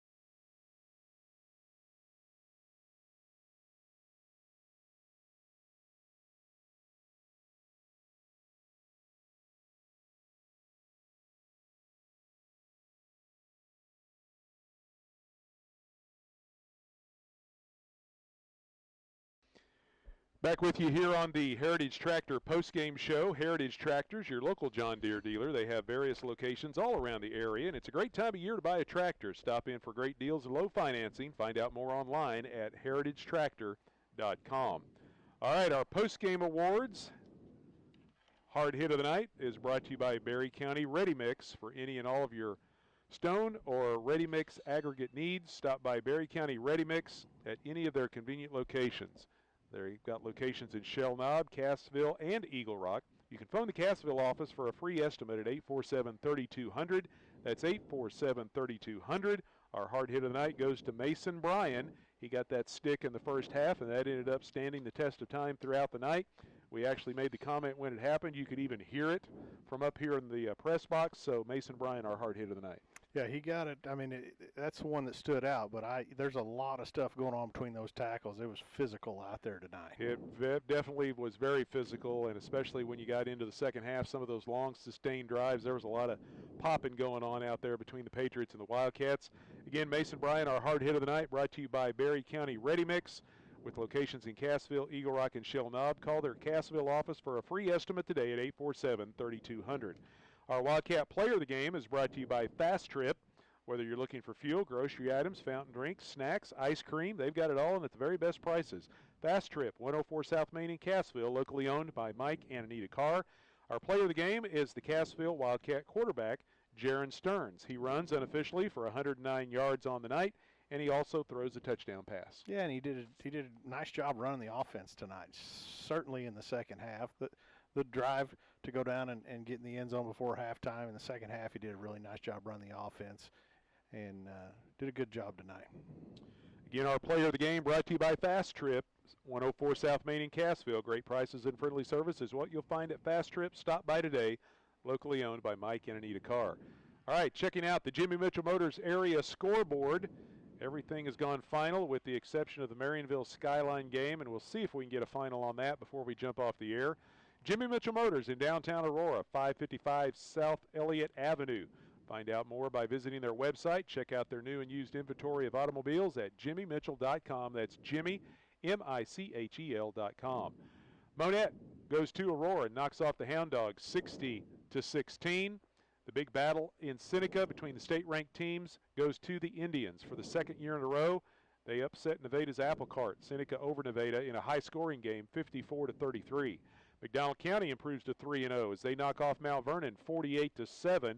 And in another matchup of state-ranked teams, Lamar ranked number 2 in Class 2, Tipton ranked number 2 in Class 1, and the Tigers on the road beat Tipton 21-7. Pierce City at home against Sarcoxy in the battle for Wentworth, and it goes to the Bears over the Eagles 30-27. Marionville was leading Skyline late in the football game 36-6, but we never got a final on that one, but it looks like the Comets are going to move to 3-0. Yeah, some interesting games around that we're keeping an eye on. And, what a shootout up there over at Seneca tonight, 54-33. Hey, was that 87 points total tonight? Yeah. No telling how much offense. That's what I was, what's the offensive numbers for that, I wonder? Yeah. Because you've got Seneca with their quarterback and their talented running backs. Nevada's got 2 very good running backs, and then they've got a good quarterback as well. I bet you there was a lot of yards put up to go along with all those sports. Over there Either that or it was a bunch of turnovers, which you never know. But I'd say it's probably more on the offensive side. I'd agree with that, yes. Well, we move on to the middle third of the season. 3 weeks is in the books, and now on the road, head up north to Barton County and take on the Lamar Tigers. Lamar coming off a big win tonight on the road. Wildcats getting in the win column here tonight, so hopefully this will spill over into practice next week for the Wildcats, and they have a good week of preparation. It's tough to make a long road trip like that all the way up to Lamar, but Wildcats will keep scratching and fighting. We'll be along for the call of the game next Friday night here on 97.7 FM, CassvilleWebTV.com, and live streaming audio at RadioTalon.com. So if you can't make the trip up to Lamar, we invite you to tune in for the call of the game, as we'll be bringing you all the action here on the Talon Sports Network. Well, that's going to wrap things up tonight here in Cassville. The Wildcats victorious over the Patriots. We'd like to thank Athletic Director Lance Parnell and all of his staff for all the hospitality tonight. Thanks to Janet and Dwayne for keeping an eye on things back at the studios and answering those phones when we gave away our Silver Dollar City passes. And we appreciate Dwayne Chastain for not only listening but following the Wildcats, and he was the lucky winner tonight, so congratulations to him. Thanks to all of our sponsors for helping support our coverage. You'll hear the names of them mentioned again here in the post-game wrap-up as we sign off. And we remind you every week that without the help of our sponsors, we could not bring you coverage of Cassville High School football. So please stop by and thank these sponsors for their support of our broadcast. And Cassville High School athletics, they're the ones that make it happen, and we thank them so very much for their support. Well, that's going to do it for tonight's coverage. We invite you along next Friday when we head to Lamar. Once again, our final score here tonight, Cassville over East Newton, 24-14. Speaking for Jeremy and Todd, this is Sammy Clapper saying thanks for being with us and good night from Wildcat Stadium.